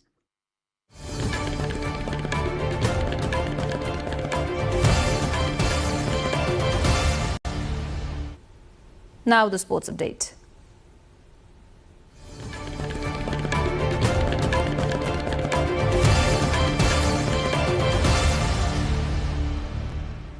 The second nationwide FIDE rating chess tournament concluded at the historic Yasak site in Nepal's hilly district of Bastar district.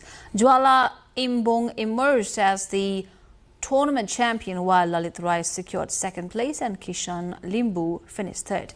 A total of 56 chess players participated in the competition held during the Tangsung Tangnam Trisali Mela Festival. Organizers also distributed awards in 10 additional categories to recognize outstanding performances. According to organizing committee chairman Gobindra Fuyal, 23 awards including category honors were presented during the event. Holders Paris Saint-Germain has set up a Champions League final against Arsenal after a 1-1 second leg draw at Bayern Munich secured a 6-5 aggregate victory. PSG exploded on the counter less than 3 minutes in on Wednesday, and Ballon d'Or winner Ousmane Dembele put Luis Enrique's visitors ahead on the night and 2 goals up in the tie. PSG largely succeeded in subduing Bayern's attacking threat despite Harry Kane's stoppage time goal. The final is slated for May 30 at Puskás Arena in Budapest, Hungary. In the weeks leading up to the upcoming FIFA World Cup, the Rochina community in Rio de Janeiro has undergone a visible transformation as local artists and residents collaborate to paint large-scale murals across key streets in the neighborhood. The initiative, which has taken shape along heavily used pedestrian routes and stairways within the hillside settlement, features vivid artwork that reflects both football culture and everyday life in the community. Local organizers say the effort is aimed at improving the visual environment of Rochina while also showcasing the creativity of its residents during a period of heightened international attention. The favela, one of the largest in Brazil, is expected to be indirectly in the global spotlight as tourists and media turn their focus to Rio de Janeiro for the tournament hosted by the FIFA World Cup.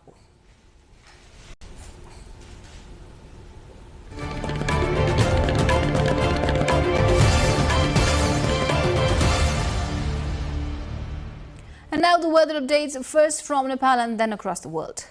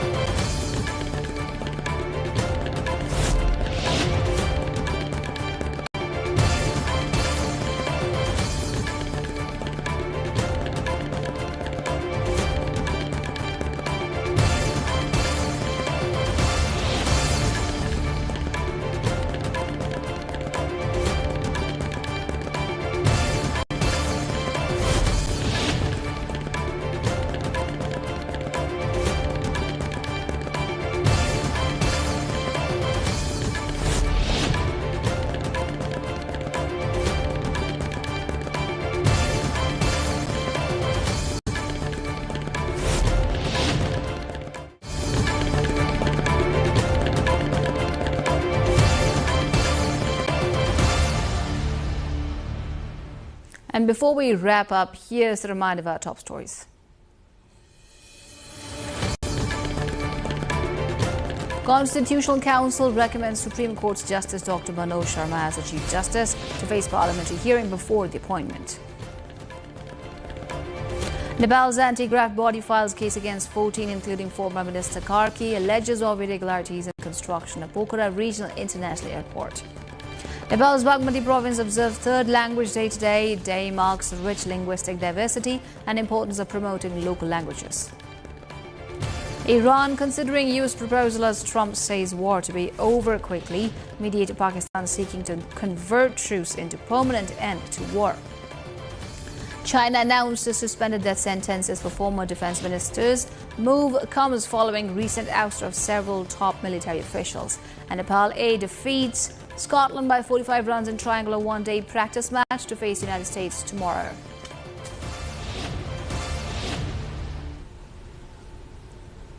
And that's it for this edition of NTV World News Hour. Do join us through our social media and get the latest updates from our official website, nepaltelevision.com.